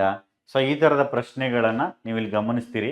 ನಂತರ ಶಾನುಭೋಗರು ಹುಲಿಯ ಆನಂದಕ್ಕೆ ಕೊರತೆ ಕಂಡದ್ದು ಏಕೆ, ನಂತರ ಶಾನುಭೋಗರು ತಮ್ಮ ಹಳ್ಳಿಯನ್ನು ತಲುಪಬೇಕಾದ್ರೆ ಯಾವ ಕಣಿವೆಯನ್ನು ದಾಟಿ ಹೋಗಬೇಕಾಗಿತ್ತು. 1 ಅಂಕಗಳಿಗೆ ಈ ವ್ಯಾಘ್ರಗೀತೆ ಎನ್ನುವಂತಹ ಗದ್ಯ ಭಾಗದಿಂದ ಬರಬಹುದಾದಂಥ ಎಲ್ಲ ಪ್ರಶ್ನೆಗಳ ಸಾಧ್ಯತೆಗಳನ್ನು ಗಮನಿಸ್ತೀವಿ. ನಂತರ ನೀವು ಇಲ್ಲಿ ಲಂಡನ್ ನಗರ ಅನ್ನುವಂತಹ ಗದ್ಯ ಪಾಠವನ್ನು ತೆಗೆದುಕೊಂಡಂಥ ಸಂದರ್ಭದಲ್ಲಿ ಈ ಗದ್ಯ ಪಾಠದಲ್ಲಿ ನಿಮಗೆ 1 ಅಂಕದ ಪ್ರಶ್ನೆಗಳನ್ನು ಕೇಳ್ತಾರೆ. ಈ 1 ಅಂಕದ ಪ್ರಶ್ನೆಗಳೇನಪ್ಪ ಅಂತಂದ್ರೆ, ಲಂಡನ್ನಿನ ರಸ್ತೆಗಳಲ್ಲಿ ನಿಲ್ಲುವುದನ್ನು ತಪ್ಪಿಸಲು ಮಾಡಿರುವ ವ್ಯವಸ್ಥೆ ಏನು, ನೆಲ್ಸನ್ ರವರ ಮೂರ್ತಿ ಇರುವ ಸ್ಥಳದ ಹೆಸರೇನು, ವೆಸ್ಟ್ ಮಿನಿಸ್ಟರ್ ಅಬೆ ಯಾರ ಸ್ಮಾರಕವಾಗಿದೆ, ಆಂಗ್ಲ ಸಾಮ್ರಾಜ್ಯದ ವೈಭವ ಕಂಡುಬರುವಂತಹ ಓಣಿ ಯಾವುದು, ನಂತರ ಇಂದಿಗೂ ಯಾವುದು ಕಬ್ಬಿಗರ ಸ್ಫೂರ್ತಿಯ ತವರು ಮನೆಯಾಗಿದೆ, ಸ್ಯಾವು ಸಿಂಪಿಗಳ ಒಂದು ಸಾದಾ ಸೂಟು ಹೊಲಿಯಲು ಎಷ್ಟು ರೂಪಾಯಿಯನ್ನು ತೆಗೆದುಕೊಳ್ತಾರೆ, ಲಂಡನ್ ನಗರದಲ್ಲಿ ಇಂಡಿಯಾ ಆಫೀಸು ಯಾವ ಓಣಿಯಲ್ಲಿದೆ. ಈ ಪ್ರಶ್ನೆ ಬಹುತೇಕ ಪುನರಾವರ್ತನೆ ಆಗಿರುವಂಥದ್ದು. ಆಂಗ್ಲರ ಕೀರ್ತಿ ಧ್ವಜವನ್ನ ನಿಲ್ಲಿಸಿದವರು ಯಾರು, ನಂತರ ಕಲ್ಲುಪಾಟಿಯನ್ನು 3ನೇ ಎಡ್ವರ್ಡನು ಯಾವ ಅರಸರಿಂದ ಕಿತ್ತುಕೊಂಡ. ಈ ರೀತಿಯ ಪ್ರಶ್ನೆಗಳನ್ನ ಲಂಡನ್ ನಗರದಲ್ಲಿ ಕೇಳ್ತಾರೆ.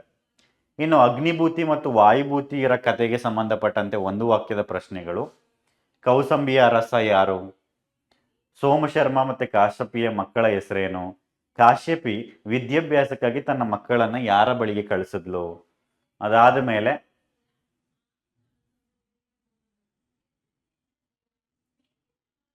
ಸೂರ್ಯಮಿತ್ರನು ತನಗೆ ಕಾಶ್ಯಪಿ ಎಂಬ ತಂಗಿ ಇಲ್ಲ ಎಂದು ಹೇಳಲು ಕಾರಣವೇನು. ಈ ಪ್ರಶ್ನೆ.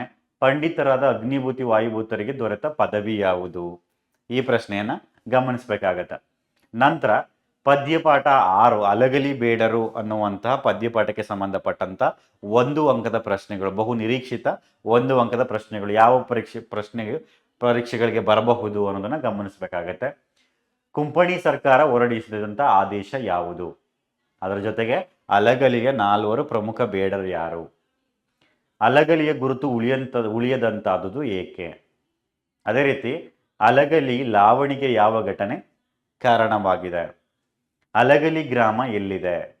ಅಲಗಲಿಯ ಅಗಸಿಗೆ ಬಂದು ಬೇಡರಿಗೆ ಬುದ್ಧಿಮಾತವನ್ನ ಹೇಳಿದವರು ಯಾರು? ಈ ಪ್ರಶ್ನೆ. ನಂತರ ಬ್ರಿಟಿಷ್ ಸರ್ಕಾರ ಭಾರತೀಯರ ಮೇಲೆ ಯಾವಾಗ ಸಶಸ್ತ್ರ ನಿಶಸ್ತ್ರೀಕರಣ ಆದೇಶವನ್ನ ಹೊರಡಿಸಿತು? ಅಲಗಲಿಯ ಬೇಡರು ಯಾರ ಕಪಾಳಕ್ಕೆ ಹೊಡೆದು ನೆಲಕ್ಕೆ ಉರುಳಿಸಿದರು? ಎಬಲಕ್ ಹೆನ್ರಿ ಹ್ಯಾವ್ಲಾಕ್ ಸಾಹೇಬನನ್ನ ಗುಂಡಿಕ್ಕಿ ಕೊಂದವರು ಯಾರು? ಅಲಗಲಿಯನ್ನ ಲೂಟಿ ಮಾಡಲು ಆದೇಶಿಸಿದವರು ಯಾರು? ಈ ರೀತಿಯ ಪ್ರಶ್ನೆಗಳು ನಿಮಗೆ ಅಲಗಲಿಯ ಬೇಡರಿಗೆ ಸಂಬಂಧಪಟ್ಟಂತೆ ಬರಬಹುದಂತ 1 ಅಂಕದ ಪ್ರಶ್ನೆಗಳು. ನಂತರ ಪದ್ಯಪಾಠ 8 ಕೆಮ್ಮನೆ ಮೀಸೆ ಒತ್ತನೆ.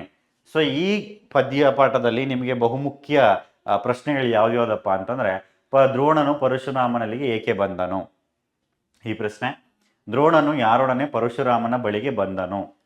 ನಂತರ ಪರಶುರಾಮನು ದ್ರೋಣನಿಗೆ ಕೊಟ್ಟ ಪ್ರಧಾನ ಅಸ್ತ್ರಗಳು ಯಾವುವು? ಮತ್ತೆ ದೃಪದನು ಪಡಿಯರೆಯನಿಗೆ ಏನೆಂದು ಹೇಳಿ ಕಳುಹಿಸಿದನು? ದೃಪದನು ಎಲ್ಲಿ ರಾಜ್ಯ ಭಾರವನ್ನ ಮಾಡುತ್ತಿದ್ದನು? ದ್ರೋಣನು ಯಾರೊಡನೆ ಪರಶುರಾಮನ ಬಳಿಗೆ ಬಂದನು? ಈ ರೀತಿಯ ಪ್ರಶ್ನೆಗಳನ್ನ ನಿಮಗೆ ಕೆಮ್ಮನೆ ಮೀಸೆ ಒತ್ತಾನೆ ಅನ್ನುವಂಥ ಒಂದು ಪದ್ಯಪಾಠದಿಂದ ಕೇಳುವಂಥ ಸಾಧ್ಯತೆಗಳಿರುತ್ತೆ. ನಂತರ ವಸಂತ ಮುಖ ತೋರಲಿಲ್ಲ ಅನ್ನುವಂತಹ ಪೂರಕ ಪಠ್ಯದ ಬಗ್ಗೆ ನಿಮಗೆ 1 ಅಂಕದ ಪ್ರಶ್ನೆಗಳಿರುತ್ತೆ. ಅಲ್ಲಿ ಪುಟ್ಟಪೋರಿ ಏನು ಮಾಡುತ್ತಿದ್ದಾಳೆ? ಅಮ್ಮ ಎಲ್ಲಿ ಮಲಗಿದ್ದಾರೆ? ಯಾರಿಗೆ ವಸಂತ ಮುಖ ತೋರಲಿಲ್ಲ? ಅದಾದ ನಂತರ ಗೋಡೆಗಳು ಏಕೆ ಮುಖ ಮುಚ್ಚಿಕೊಂಡಿವೆ? ಪುಟ್ಟಿಯ ಪ್ರಶ್ನೆಗಳೇನು? ಅದೇ ರೀತಿ ಗೋಡೆಯ ಒಡೆಯನ ಅಂಗಳದಲ್ಲಿ ಮಾವಿನ ಮರಗಳು ಹೇಗೆ ನಿಂತಿವೆ? ಈ ರೀತಿ ಪ್ರಶ್ನೆಗಳನ್ನು ಕೇಳುವಂಥ ಸಾಧ್ಯತೆಗಳನ್ನು ಗಮನಿಸ್ತೀವಿ. ನಂತರ 2-3 ವಾಕ್ಯಗಳಿಗೆ ಸಂಬಂಧಪಟ್ಟಂತ ಬಹುಮುಖ್ಯವಾದಂಥ ಪ್ರಶ್ನೆಗಳು ನೀವು ಇಲ್ಲಿ ಗಮನಿಸೋದಾದ್ರೆ, ಗದ್ಯಪಾಠದಲ್ಲಿ 4 ಪ್ರಶ್ನೆಗಳಿರುತ್ತೆ, ಪದ್ಯಪಾಠದಲ್ಲಿ 2 ಪ್ರಶ್ನೆಗಳಿರುತ್ತೆ, ಪೋಷಕ ಪಠ್ಯದಲ್ಲಿ 4 ಪ್ರಶ್ನೆಗಳನ್ನು ಕಾಣ್ತೀವಿ. ಒಟ್ಟು 20 ಪ್ರಶ್ನೆಗಳನ್ನು ಇಲ್ಲಿ ಕೇಳ್ತಾರೆ. 20 ಪ್ರಶ್ನೆಗಳಿಗೆ ಯಾವ್ಯಾವುದು ಪ್ರಶ್ನೆಗಳನ್ನು ಓದ್ಕೋಬೇಕು? ನಮ್ಮ ಭಾಷೆ ಅನ್ನುವಂತಹ ಗದ್ಯಪಾಠದಿಂದ ವ್ಯಾವಹಾರಿಕ ಮತ್ತು ಗ್ರಾಂಥಿಕ ಭಾಷೆಯ ಲಕ್ಷಣಗಳೇನು?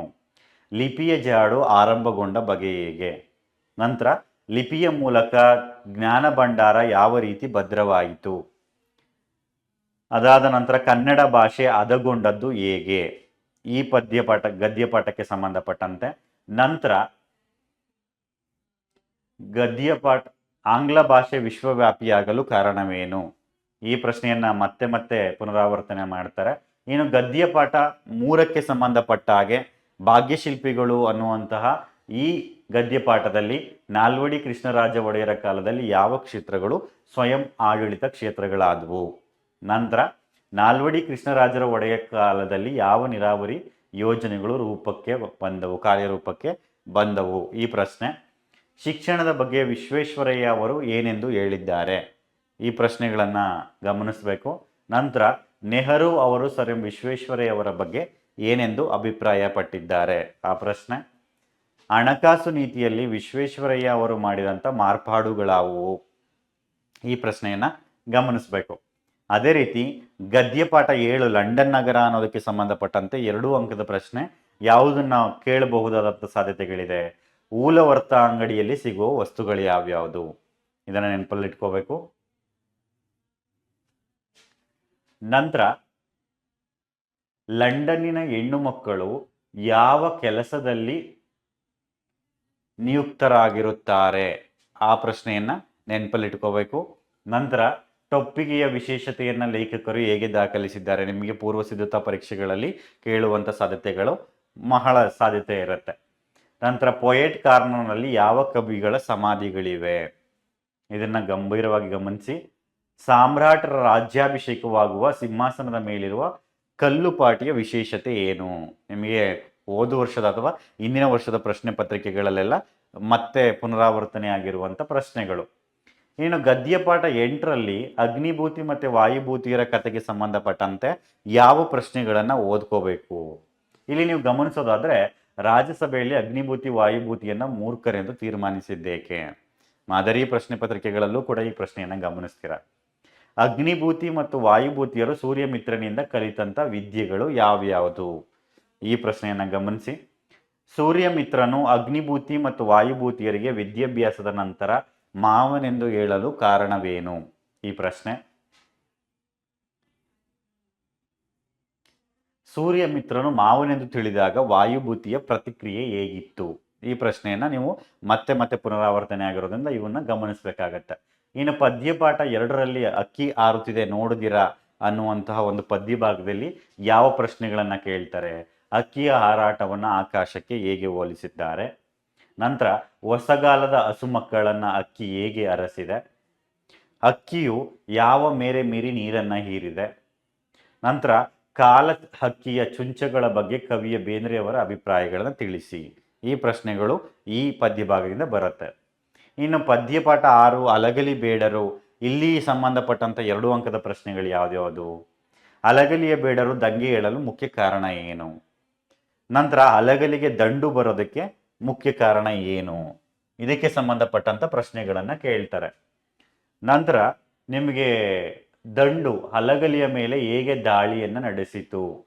ಸೊ ಆ ಪ್ರಶ್ನೆಯನ್ನ ಕೇಳ್ತಾರೆ. ಮತ್ತೆ ಲಾವಣಿಗಳನ್ನ ಏಕೆ ವೀರಗೀತೆಗಳು ಎಂದು ಕರೆಯಲಾಗಿದೆ? ಇನ್ನು ಪಠ್ಯ ಪೋಷಕದಲ್ಲಿ ಭಗತ್ ಸಿಂಗ್ ಅಧ್ಯಾಯಕ್ಕೆ ಸಂಬಂಧಪಟ್ಟಂತೆ ಭಗತ್ ಸಿಂಗ್ ಜಲಿಯನ್ ವಾಲಾಬಾಗ್ ಮಣ್ಣಿನ ಕುರಿತು ತನ್ನ ತಂಗಿಗೆ ಏನೆಂದು ಹೇಳುತ್ತಾನೆ? ಭಗತ್ ಸಿಂಗ್ ಜಲಿಯನ್ ವಾಲಾಬಾಗ್ ಮಾರಣ ಹೋಮದಿಂದ ತೆಗೆದುಕೊಂಡಂತ ನಿರ್ಧಾರ ಏನು? ನಂತರ ಭಗತ್ ಸಿಂಗನು ವೀರಯೋಧನಾಗಿ ಅಮರನಾದದ್ದು ಹೇಗೆ? ಬಾಲಕ ಭಗತ್ ಸಿಂಗ್ನ ತಾಯಿ ಕಣ್ಣುಗಳಿಂದ ಧಾರಾಕಾರವಾಗಿ ನೀರು ಹರಿಯಲು ಮುಖ್ಯ ಕಾರಣ ಏನು? ನಂತರ ಬಾಲಕ ಭಗತ್ ಸಿಂಗ್ ಜಲಿಯನ್ ವಾಲಾಬಾಗ್ ಹತ್ಯಾಕಾಂಡದ ಸ್ಥಳದಲ್ಲಿ ಮಣ್ಣನ್ನ ಸಂಗ್ರಹಿಸಿದ ಬಗೆಯನ್ನ ತಿಳಿಸಿ ಅಂತ ಹೇಳ್ತಾರೆ. ನಂತರ ಪಠ್ಯ ಪೋಷಕ ಇದರಲ್ಲಿ ಉದಾತ್ತ ಚಿಂತನೆಗಳು ಅನ್ನುವಂಥ ಭಾಗದಲ್ಲಿ ಯಾವ ಪ್ರಶ್ನೆಗಳನ್ನ ಕೇಳ್ತಾರೆ? ರಾಜಕೀಯ ಸ್ವಾತಂತ್ರ್ಯದ ಮಹತ್ವವೇನು? ಅಂದವಾದ ಬರವಣಿಗೆಯ ಬಗ್ಗೆ ಗಾಂಧೀಜಿಯವರ ಅಭಿಪ್ರಾಯ ಏನು? ಟು ದಿ ಲಾಸ್ಟ್ ಕೃತಿ ಗಾಂಧೀಜಿಯವರ ಮೇಲೆ ಯಾವ ಪರಿಣಾಮವನ್ನು ಬೀರಿದೆ? ನಂತರ ವಿವೇಕಾನಂದರ ದೃಷ್ಟಿಯಲ್ಲಿ ದೇಶದ ಪ್ರಗತಿ ಸ್ಥಿರವಾಗೋದು ಯಾವಾಗ?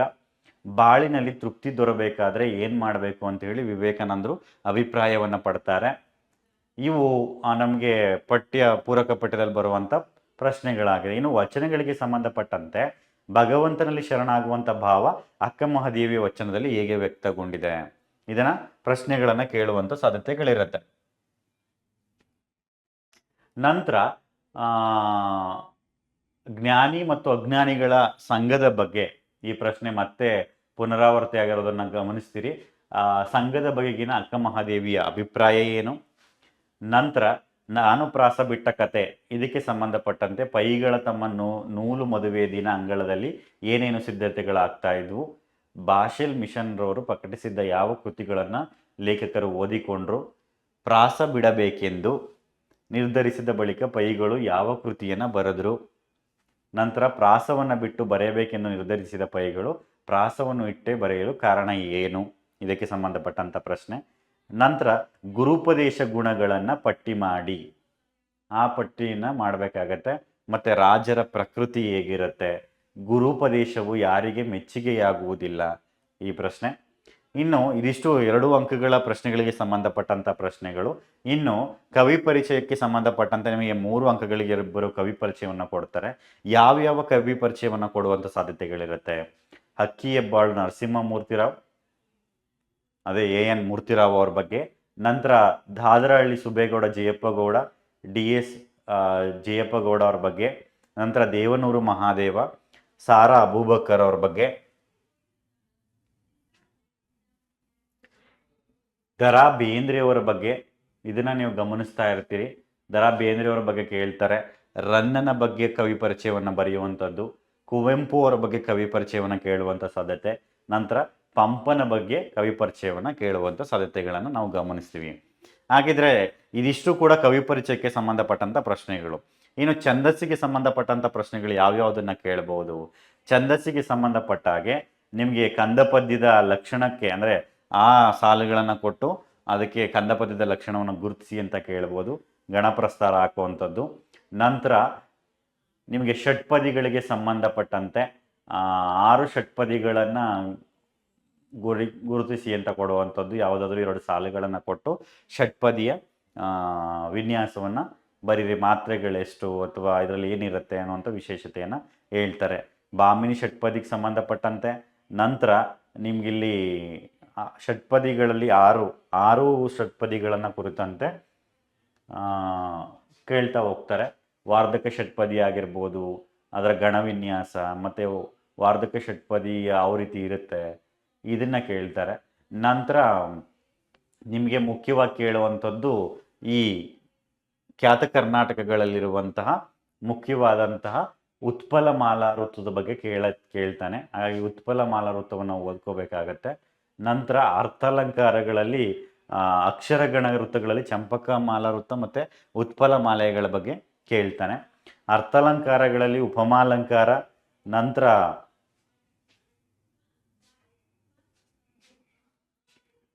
ಉಪಮಾಲಂಕಾರ, ರೂಪಕಾಲಂಕಾರ. ಇದಕ್ಕೆ ಸಂಬಂಧಪಟ್ಟಂಥ ಪ್ರಶ್ನೆ ನೋಡಿ. ನೊಳವಿಂಗೆ ಕುಪ್ಪೆ ವರಮೆಂಬು ಲಾರಮುಂಟೆ ನಿನ್ನದೊಂದಳಂ ಅಂತ ಒಂದು ಪ್ರಶ್ನೆ. ಒಳಗಿನ ಮಂದಿ ಗಂಡು ಹೊಡಿದರ ಮುಂಗಾರ ಸಿಡಿಲ ಸಿಡಿದಂಗ ಅನ್ನುವಂತಹ ಪ್ರಶ್ನೆ. ಅದೇ ರೀತಿ ನಿಮಗೆ ಸಿಡಿಲ ಸಿಡಿದಂಗ ಗುಂಡು ಸುರಿದಾವ, ಸತಿಪತಿಗಳು ಒಂದಾಗವನ ಭಕ್ತಿ ಅಮೃತದೊಳು ವಿಷ ಬರಿದಂತೆ, ನುಡಿದರೆ ಸ್ಫಟಿಕದ ಸಲಾಕಿಯಂತಿರಬೇಕು. ನಂತರ ಮಾರಿಗಣವು ಔತಣವಾಯಿತು ನಾಳಿನ ಭಾರತವು, ಹಳ್ಳಿರಿಯುತ್ತಿಪ್ಪ ಎಮ್ಮ ಒಡಲ ಬೇಗೆಯ ಬೆಂಕಿಯುರಿ ನಿನ್ನಿರಿಯದೆ ಪೇಳು ವಿಶ್ವಾಮಿತ್ರ. ಈ ಥರದ ಸಾಲುಗಳನ್ನು ಕೇಳ್ತಾರೆ. ನಿನ್ನ ಕರುಣೆ ಕಡೆಗೋಲಿಟ್ಟು ಮತಿಸುತ್ತಿಹೆ ಏಕೆ ಈ ಸಾಲು. ನಂತರ ಸೀತೆಯ ಮುಖಕಮಲ ಅರಳಿತು ಅನ್ನೋದಕ್ಕೆ ಸಂಬಂಧಪಟ್ಟಂತೆ ನಿಮಗೆ ಅಲಂಕಾರವನ್ನು ಕೇಳುವಂಥದ್ದು. ನಂತರ ದುಷ್ಟಂತ ಅಲಂಕಾರದ ಒಂದು ಉದಾಹರಣೆ, ಮಾತು ಬಲ್ಲವನಿಗೆ ಜಗಳವಿಲ್ಲ, ಊಟ ಬಲ್ಲವನಿಗೆ ರೋಗವಿಲ್ಲ ಅನ್ನೋಂಥದ್ದು. ನಂತರ ಗಾದೆ ಮಾತುಗಳಿಗೆ ಸಂಬಂಧಪಟ್ಟ ಹಾಗೆ ಗಾದೆ ಮಾತುಗಳನ್ನು ಬರೆಯೋದಕ್ಕೆ ಆಂತರಿಕ ಆಯ್ಕೆ ಇರುತ್ತೆ. ಅಂದರೆ 2 ಕೊಟ್ಟು ಯಾವುದಾದ್ರೂ 1 ಬರೆಯಬೇಕಾಗಿರುತ್ತೆ. ಯಾವ ಪದಗಳನ್ನು ಕೇಳ್ತಾರೆ, ಯಾವ್ಯಾವ ಸಾಲುಗಳನ್ನು ಕೇಳ್ತಾರೆ ಅನ್ನೋದಕ್ಕೆ ಸಂಬಂಧಪಟ್ಟದಾಗೆ ನೋಡೋದಾದರೆ, ಸತ್ಯಕ್ಕೆ ಸಾವಿಲ್ಲ, ಸುಳ್ಳಿಗೆ ಸುಖವಿಲ್ಲ ಈ ಸಾಲು. ನಂತರ ನಿಮಗೆ ದೇಶ ಸುತ್ತಿ ನೋಡು, ಕೋಶ ಓದಿ ನೋಡು ಈ ಪ್ರಶ್ನೆ. ಗಿಡವಾಗಿ ಬಗ್ಗದ್ದು ಮರವಾಗಿ ಬಗ್ಗಿತೆ ಈ ಪ್ರಶ್ನೆ ಗಾದೆ ಮಾತುಗಳಿಗೆ ಸಂಬಂಧಪಟ್ಟ ಹಾಗೆ. ನಂತರ ತುಂಬಿದ ಕೊಡ ತುಳುಕುವುದಿಲ್ಲ. ನಂತರ ಹಾಳಾಗಬಲ್ಲವನು ಅರಸನಾಗಬಲ್ಲ, ಕುಂಬಾರನಿಗೆ ವರುಷ ದೊಣ್ಣೆಗೆ ನಿಮಿಷ, ಮನಸ್ಸಿದ್ದರೆ ಮಾರ್ಗ, ಕೈ ಕೆಸರಾದರೆ ಬಾಯಿ ಮೊಸರು. ಸೊ ಈ ರೀತಿಯ ಪ್ರಶ್ನೆಗಳನ್ನು ಕೊಟ್ಟು ನಿಮಗೆ ಆಯ್ಕೆಗಳಲ್ಲಿ ಇವುಗಳಲ್ಲಿ ಯಾವುದಾದ್ರೂ 2 ಕೊಟ್ಟು 1ಕ್ಕೆ ಸಂಪೂರ್ಣವಾದಂಥ ಗಾದೆ ಮಾತನ್ನು ವಿವರಿಸಿ ಅಂತೇಳಿ ಕೊಡ್ತಾರೆ. ನಂತರ ನಿಮಗೆ ಸಂದರ್ಭ ಸಹಿತಕ್ಕೆ ಸಂಬಂಧಪಟ್ಟಂತೆ ಯಾವ ಅಧ್ಯಾಯಗಳಿಗೆ ಸಂಬಂಧಪಟ್ಟಂತೆ ಪ್ರಶ್ನೆಗಳು ಬರಬಹುದಾದಂಥ ಸಾಧ್ಯತೆಗಳಿವೆ. ನಿಮಗೆ ಗದ್ಯ ಪಾಠ 2ಕ್ಕೆ ಸಂಬಂಧಪಟ್ಟಂತೆ ಅಲ್ಲಿ ವ್ಯಾಘ್ರಗೀತೆಯಲ್ಲಿ ನಿಮಗೆ ಖಂಡವಿದೆಕೋ ಮಾಂಸವಿದೆಕೋ ಗುಂಡಿಗೆ ಬಿಸಿ ರಕ್ತವಿದೆಕೋ ಅನ್ನುವಂಥ ಸಾಲು. ನಂತರ ಸ್ವಧರ್ಮಂ ನಿಧನಂ ಶ್ರೇಯಂ ಅಂತ ಹೇಳಿ ಪ್ರಶ್ನೆಗಳನ್ನು ಕೇಳುವಂಥದ್ದು. ದೇವರ ಮರ ಹತ್ತುವಷ್ಟು ಅವಕಾಶ ಕರುಣಿಸು, ಅದು ನಾನು ಮುಖ ಮೇಲಾಗಿ ಬಿದ್ದಿದ್ದೇನೆ, ಹುಲಿ ಈಗ ಎಷ್ಟು ಹಸಿದಿರಬೇಕು. ಈ ಸಾಲುಗಳನ್ನು ವ್ಯಾಘ್ರಗೀತೆಯಲ್ಲಿ ಕೇಳ್ತಾರೆ. ನಂತರ ಗದ್ಯಪಾಠ 3ರಲ್ಲಿ ಸಾಮಾಜಿಕ ಕಾನೂನುಗಳ ಅಧಿಕಾರ ಅಂದರೆ ಭಾಗ್ಯಶಿಲ್ಪಿಗಳಲ್ಲಿ ಈ ಪ್ರಶ್ನೆ ಬಹಳ ಮುಖ್ಯ. ಮೈಸೂರು ಸಂಸ್ಥಾನಕ್ಕೆ ಮಾದರಿ ಮೈಸೂರು ಎಂಬ ಕೀರ್ತಿ ಪ್ರಾಪ್ತವಾಯಿತು. ಈ ಪ್ರಶ್ನೆಯನ್ನು ನೀವು ಗಮನಿಸಬೇಕಾಗತ್ತೆ. ಅದೇ ರೀತಿ ಅವರ ಸಾಧನೆಯ ಕಿರೀಟಕ್ಕೆ ಮತ್ತೊಂದು ಗುರಿಯನ್ನು ಸೇರಿಸಿತು. ತಾವು ಕಡಿಮೆ ಮಾತನಾಡಿದ್ದೀರಿ, ಹೆಚ್ಚು ಕೆಲಸ ಮಾಡಿದ್ದೀರಿ ಈ ಪ್ರಶ್ನೆ. ನಂತರ ಗದ್ಯಪಾಠ 4 ಎದೆಗೆ ಬಿದ್ದ ಅಕ್ಷರದಲ್ಲಿ ಹಾಗಾದರೆ ಎಲ್ಲರಿಗೂ ಮನೆ ಆಗುವವರೆಗೆ ನನಗೂ ಮನೆ ಬೇಡ ಅನ್ನುವಂಥ ಪ್ರಶ್ನೆ. ಯಾವ ಜೀವಿಯು ತನ್ನಷ್ಟಕ್ಕೆ ತಾನಿಲ್ಲ, ಅವರಿಗೆ ಅವರವರ ಪ್ರಜ್ಞೆಯೇ ದೇವರಾಗಿತ್ತು. ನಂತರ ಇಲ್ಲಿ ಸಮಷ್ಟಿ ಮನಸ್ಸಿನಲ್ಲಿ ಎಲ್ಲರೂ ಇರುತ್ತಾರೆ. ಗದ್ಯಪಾಠ 5 ಯುದ್ಧದಲ್ಲಿ ಬರುವಂತಹ ಪ್ರಶ್ನೆಗಳು, ಸಂದರ್ಭ ಸ್ವರಸವನ್ನು ಬಗೆಸುವಂಥ ವಾಕ್ಯಗಳು. ದಯವಿಟ್ಟು ಬಾಗಿಲು ತೆರೆಯಿರಿ, ನಾನು ಗಾಯಗೊಂಡಿದ್ದೇನೆ. ನಂತರ ನಾನಾಕೆಯನ್ನು ಪರೀಕ್ಷಿಸುವೆ, ನೀವು ಬಿಸಿ ನೀರು ಸಿದ್ಧಪಡಿಸಿ. ಯುದ್ಧಕ್ಕೆ ಹೋದ ನನ್ನ ಮಗ ಮಗನ ಕಣ್ಣುಗಳಂತೆಯೇ ಇವೆಯಲ್ಲ, ನನ್ನ ಮೊಮ್ಮಗುವಿನ ಎಣವಿದೆಯಲ್ಲಿ ಅದನ್ನು ನೋಡಿ, ಈ ಪ್ರಶ್ನೆಗಳನ್ನು ಕೇಳುವಂಥ ಸಾಧ್ಯತೆಗಳಿರುತ್ತೆ. ಇನ್ನು ಹಕ್ಕಿ ಹಾರುತ್ತಿದೆ ನೋಡಿದಿರಾ ಅನ್ನುವಂತಹ ಪದ್ಯಪಾಠಕ್ಕೆ ಸಂಬಂಧಪಟ್ಟಂತ ಸಂದರ್ಭ ಬಯಸುವಂಥ ವಾಕ್ಯಗಳು. ರೆಕ್ಕೆಗಳೆರಡು ಪಕ್ಕದಲ್ಲುಂಟು, ಸಾರ್ವಭೌಮರ ನೆತ್ತಿಯ ಕುಕ್ಕಿ, ಬಲ್ಲರು ಯಾರ ಅಕ್ಕಿಯ ವಂಚ, ಹೊಸಗಾಲದ ಹಸುಮಕ್ಕಳ ಅರಸಿ, ಮಂಗಳ ಲೋಕದ ಹಂಗಳಕೇರಿ. ಈ ಪ್ರಶ್ನೆಗಳನ್ನು ಈ ಪದ್ಯಪಾಠದಿಂದ ಕೇಳ್ತಾರೆ. ನಂತರ ಛಲವಂ ಮೆರೆವಂ ಅನ್ನುವಂಥ ಪದ್ಯಪಾಠದಿಂದ ನೆಲಕ್ಕಿರಿವಿನೆಂದು ಬಗೆದಿರೆ ಛಲಕ್ಕಿರಿವೆಂ, ಸಮರದೊಳಗಿನ ಗಜ್ಜ ಪೆರಮಾವುದು ಕಜ್ಜಂ, ಪಾಂಡವರೊಳ್ ಅಳಿದುಳಿದು ಛಲಮನೆ ಮೆರೆವಂ. ನಂತರ ಮೇಣಾಯ್ತು ಕೌರವಂಗವನೀತಳಂ. ಈ ಥರದ ಪ್ರಶ್ನೆಗಳನ್ನು ಕೇಳುವಂಥ ಸಾಧ್ಯತೆಗಳು ಇರುತ್ತೆ. ನಂತರ ನಿಮಗೆ ಹಸುರು ಅನ್ನುವಂತಹ ಪದ್ಯ ಭಾಗದಲ್ಲಿ ಯಾವ ಪ್ರಶ್ನೆಯನ್ನ ಕೇಳ್ತಾರೆ, ಆ ಪ್ರಶ್ನೆಗಳಿಗೆ ಸಂಬಂಧಪಟ್ಟಂತೆ ಸಂದರ್ಭ ಸ್ವಾರಸ್ಯ ಪ್ರಶ್ನೆಯನ್ನ ಬಯಸುವಂತ ವಾಕ್ಯಗಳು ಯಾವ್ದ್ಯಾವುದು? ಬಹು ಮುಖ್ಯವಾಗಿ ಹಸುರಾದುದು ಕವಿಯಾತ್ಮ, ನಂತರ ಬೇರೆ ಬಣ್ಣವನ್ನೇ ಕಾಣೆ, ಹಸುರು ಹಸುರಿ ಎಳೆಯುಸಿರು, ಅರಸುತ್ತಲ್ ಅರೆಸುತ್ತಲ್ ಅರೆಸುತ್ತೆಲ್, ಹಸುರೆತ್ತಲ್ ಅಂದ್ರೆ ಹಸುರತ್ತಲ್ ಹಸುರಿತ್ತಲ್ ಹಸುರೆತ್ತಲ್ ಅನ್ನುವಂಥ ಸಾಲು. ಪದ್ಯಪಾಠ 8 ಕೆಮ್ಮನೆ ಮೀಸೆ ಒತ್ತನೆ ಅನ್ನೋದಕ್ಕೆ ಸಂಬಂಧಪಟ್ಟ ಹಾಗೆ ಈಗಳೊಂದೊಡಮೆಕು ಇಲ್ಲ ಕೈಯೊಳ್ ವಿದ್ಯಾಧನಮೆ ಧನಮಪ್ಪದು ಎಂತು ನಾಣಿಗಳಪ್ಪರೆ ಮಾನಸರ್ ಜಲನಕ್ಕ ನೀಗಳದರಂ ಸಿರಿ ಕಟ್ಟೊಳಿತಂ ನೊಳವಿಂಗೆ ತಪ್ಪೆವರಂ. ಈ ಸಾಲುಗಳನ್ನು ಕೇಳ್ತಾರೆ. ನಂತರ ಕಂಠಪಾಠಕ್ಕೆ ಸಂಬಂಧಪಟ್ಟಂಥ ಪದ್ಯಗಳು ಯಾವ್ದ್ಯಾವ್ದಪ್ಪ ಅಂದರೆ ಸಂಕಲ್ಪ ಗೀತೆ ಮತ್ತು ಕೌರವೇಂದ್ರನ ಕೊಂದೆ ನೀನು. ಇದಕ್ಕೆ ಸಂಬಂಧಪಟ್ಟಂತಹ ಪದ್ಯಗಳನ್ನು ನೀವು ಗಮನಿಸಬೇಕಾಗತ್ತೆ. ನಂತರ ಇದರಲ್ಲಿ ಕೆಮ್ಮನೆ ಮೀಸೆ ಇದರಲ್ಲಿ ವೀರಲ್ಲವದಲ್ಲಿ ಇವೆರಡು ಪದ್ಯ. ನಂತರ 8 ವಾಕ್ಯಗಳಿಗೆ ಸಂಬಂಧಪಟ್ಟಂಥ ಪ್ರಶ್ನೆಗಳನ್ನು ನೋಡೋದಾದರೆ ಶಬರಿ ಅನ್ನುವಂತಹ ಗದ್ಯ ಭಾಗದಲ್ಲಿ ಶಬರಿಯ ಚಿಂತೆ ಇಂಗಿ ಹೋದ ಸಂದರ್ಭವನ್ನು ಸ್ವಾರಸ್ಯ ವಿವರಿಸಿ ಅಂತ ಕೇಳ್ತಾರೆ. ನಂತರ ಶಬರಿಯ ಸಡಗರ ಸಂತೋಷ ಮೇಳದವರ ಹಾಡಿನಲ್ಲಿ ಹೇಗೆ ವರ್ಣಿತವಾಗಿದೆ. ಇನ್ನು ಸಂಕಲ್ಪ ಗೀತೆ ಎನ್ನುವಂತಹ ಪದ್ಯಪಾಠದಲ್ಲಿ ನಿಮಗೆ ನಾವು ಯಾವ ಸಂಕಲ್ಪವನ್ನು ಕೈಗೊಳ್ಳಬೇಕೆಂಬುದು ಕವಿ ಜಿ ಎಸ್ ಶಿವರುದ್ರಪ್ಪನವರ ಆಶಯ ಅಂತೇಳಿ ಕೇಳ್ತಾರೆ.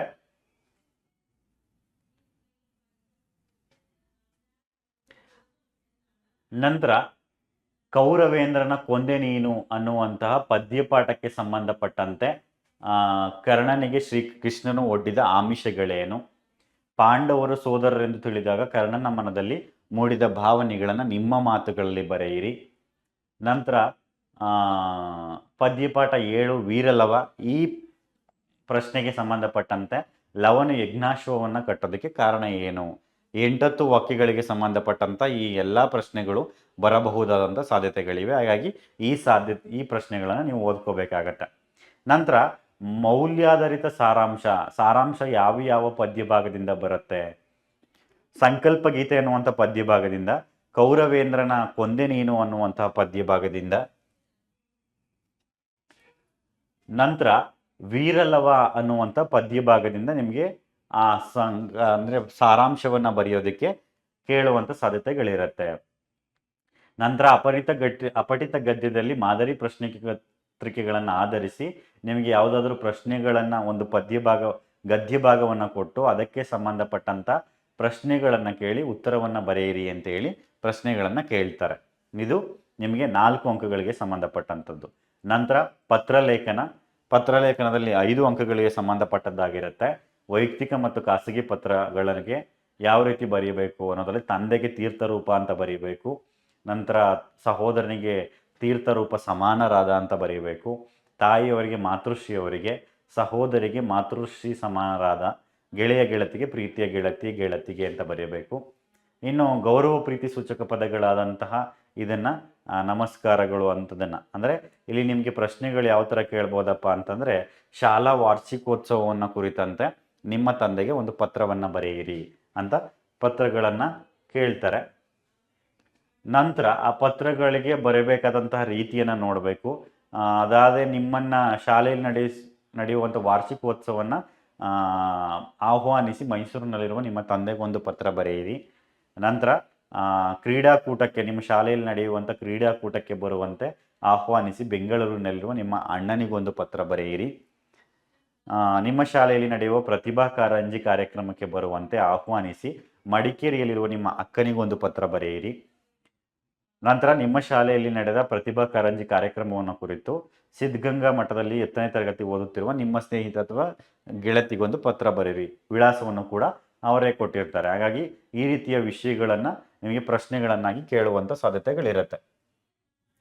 ನಂತರ ನಿಮಗೆ ಮುಖ್ಯವಾಗಿ ವ್ಯಾವಹಾರಿಕ ಪತ್ರಗಳಿಗೆ ಸಂಬಂಧಪಟ್ಟಂತೆ ನಿಮ್ಮನ್ನು ಉಡುಪಿ ಶ್ರೀಕೃಷ್ಣ ಪ್ರೌಢಶಾಲೆಯಲ್ಲಿ ಓದುತ್ತಿರುವ ನಿಮ್ಮ ಶಾಲೆಯಲ್ಲಿ ನಡೆದ ಗಣರಾಜ್ಯೋತ್ಸವ ಕಾರ್ಯಕ್ರಮ ಕುರಿತು ಪತ್ರಿಕೆಯಲ್ಲಿ ಪ್ರಕಟಿಸುವಂತೆ ಪ್ರಜಾವಾಣಿ ಪತ್ರಿಕೆಯ ಸಂಪಾದಕರಿಗೊಂದು ಪತ್ರ.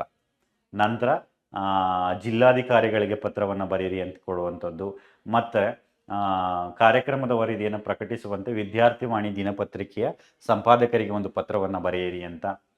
ಮತ್ತೆ ಕುರಿತು ಪತ್ರಿಕೆಗೆ ಸಂಬಂಧಪಟ್ಟಂತ ಒಂದು ವರದಿಯನ್ನು ಸಂಬಂಧಿಸಿದಂತೆ ಪತ್ರಗಳನ್ನು ಬರೆಯುವಂಥದ್ದು.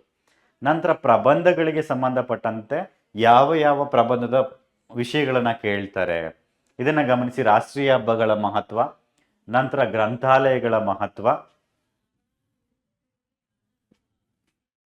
ಸಾಮಾಜಿಕ ಪಿಡುಗುಗಳಿಗೆ ಸಂಬಂಧಪಟ್ಟ ಹಾಗೆ, ಮತ್ತೆ ರಾಷ್ಟ್ರೀಯ ಭಾವೈಕ್ಯತೆಯನ್ನ ಕುರಿತಂತೆ, ನಂತರ ನಿಮಗೆ ಪ್ರಾಚ್ಯ ಸ್ಮಾರಕಗಳ ಸಂಸ್ಕರಣೆಯನ್ನ ಕುರಿತಂತೆ,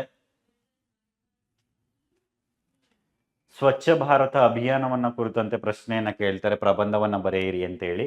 ನಂತರ ಗ್ರಾಮ ಸ್ವರಾಜ್ಯ, ತ್ಯಾಜ್ಯ ವಸ್ತುಗಳ ನಿರ್ವಹಣೆಯನ್ನ ಕುರಿತಂತೆ,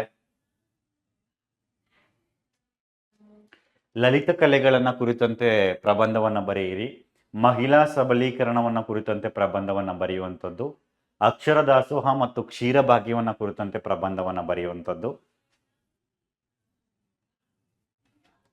ನಂತರ ಹೆಚ್ಚುವರಿ ವ್ಯಾಕರಣಾಂಶಗಳು ಏನೇನನ್ನ ಕೇಳಬಹುದು ನಿಮ್ಗೆ. ಇದಿಷ್ಟು ಕೂಡ ಪದ್ಯಪಾಠ, ಗದ್ಯಪಾಠ ಅಥವಾ ಇದಕ್ಕೆ ಸಂಬಂಧಪಟ್ಟಂತ ಪೂರಕ ಪಠ್ಯಕ್ಕೆ ಸಂಬಂಧಪಟ್ಟಂತ ಬಹು ಆಯ್ಕೆ 1 ಅಂಕ, ಸಂಬಂಧಿ ಪದಗಳು, ಅದರ ಜೊತೆಗೆ 2 ಅಂಕದ್ದು ಸಂದರ್ಭ ಸ್ವಾರಸ್ಯ, 4 ಅಂಕಗಳಿಗೆ ಸಂಬಂಧಪಟ್ಟಂತ ಪ್ರಶ್ನೆ, ಪತ್ರ ಲೇಖನ, ಪ್ರಬಂಧ ಇದನ್ನೆಲ್ಲ ಗಮನಿಸಿದ್ರಿ. ಇನ್ನು ಹೆಚ್ಚುವರಿ ಪ್ರಶ್ನೆಗಳು ಯಾವ ರೀತಿ ಯಾವ ಅಂಶಗಳ ಆಧಾರದ ಮೇಲೆ ಕೇಳ್ತಾರೆ.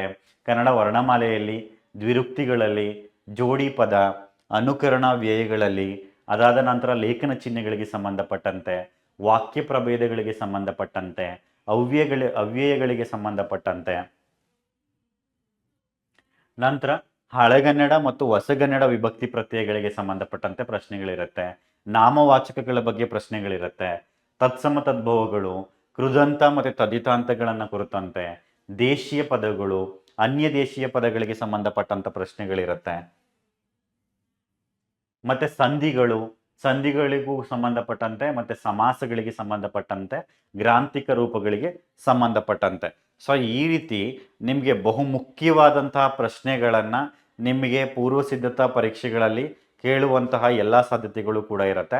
ಹಾಗಾಗಿ ಈ ರೀತಿಯ ಪ್ರಶ್ನೆಗಳು ನಾನು ಯಾವ್ಯಾವ ಪ್ರಶ್ನೆಗಳನ್ನ ಮುಖ್ಯವಾಗಿ ಗುರುತಿಸಿ ಹೇಳಿದ್ದೀನೋ ಆ ಪ್ರಶ್ನೆಗಳನ್ನ ನೀವು ಓದ್ಕೊಳ್ಳೋದ್ರಿಂದ ಮುಂದೆ ಬರ್ತಾ ಇರುವಂತಹ ಸಿದ್ಧತಾ ಪರೀಕ್ಷೆ, 3ನೇ ಪೂರ್ವ ಸಿದ್ಧತಾ ಪರೀಕ್ಷೆಗೆ ಉತ್ತಮವಾದಂಥ ಪರೀಕ್ಷೆ ತಯಾರಿಯನ್ನು ಮಾಡ್ಕೊಳ್ಳಿಕ್ಕೆ ತುಂಬ ಸಹಕಾರಿಯಾಗುತ್ತೆ. ಹಾಗಾಗಿ ಈ ಪ್ರಶ್ನೆ ಅಂದರೆ ಈ ಪ್ರಶ್ನೆ ಪತ್ರಿಕೆಗೆ ಸಂಬಂಧಪಟ್ಟಂತೆ ಅಂದರೆ ಏನು 50 ಮುಖ್ಯ ಪ್ರಶ್ನೆಗಳ ಬಗ್ಗೆ ನಾವು ಚರ್ಚೆ ಮಾಡಬೇಕಾಗಿತ್ತಲ್ಲ, ಹಾಗಾಗಿ ಪದ್ಯ ಪಾಠ ಮತ್ತು ಗದ್ಯ ಪಾಠ ಹಾಗೂ ಪೂರಕ ಪಠ್ಯ, ವ್ಯಾಕರಣಾಂಶ, ಇಡೀ ಕನ್ನಡ ಭಾಷೆ ಎಲ್ಲ ವಲಯಗಳಿಗೆ ಸಂಬಂಧಪಟ್ಟಂತೆ ಎಲ್ಲ ಪ್ರಶ್ನೆಗಳನ್ನು ಚರ್ಚಿಸಿ ಆ ಪ್ರಶ್ನೆಗಳ ಆಧಾರಿತವಾಗಿ ಈ ಪ್ರಶ್ನೆ ಕೋಟಿಯನ್ನು ರಚನೆ ಮಾಡಲಾಗಿದೆ. ಹಾಗೆ ಇದರ ಆಧಾರದ ಮೇಲೆ ನೀವು ಬಹುಮುಖ್ಯವಾಗಿ ಗಮನವನ್ನು ಹರಿಸಿದ್ರೆ ವಾರ್ಷಿಕ ಪರೀಕ್ಷೆ ಅಥವಾ ನಿಮಗೆ ಪೂರ್ವ ಸಿದ್ಧತಾ ಪರೀಕ್ಷೆಯಲ್ಲಿ ಉತ್ತಮ ಅಂಕಗಳನ್ನು ತಗೊಳ್ಳೋದಕ್ಕೆ ನಿಮಗೆ ತುಂಬ ಸಹಾಯಕ ಆಗತ್ತೆ.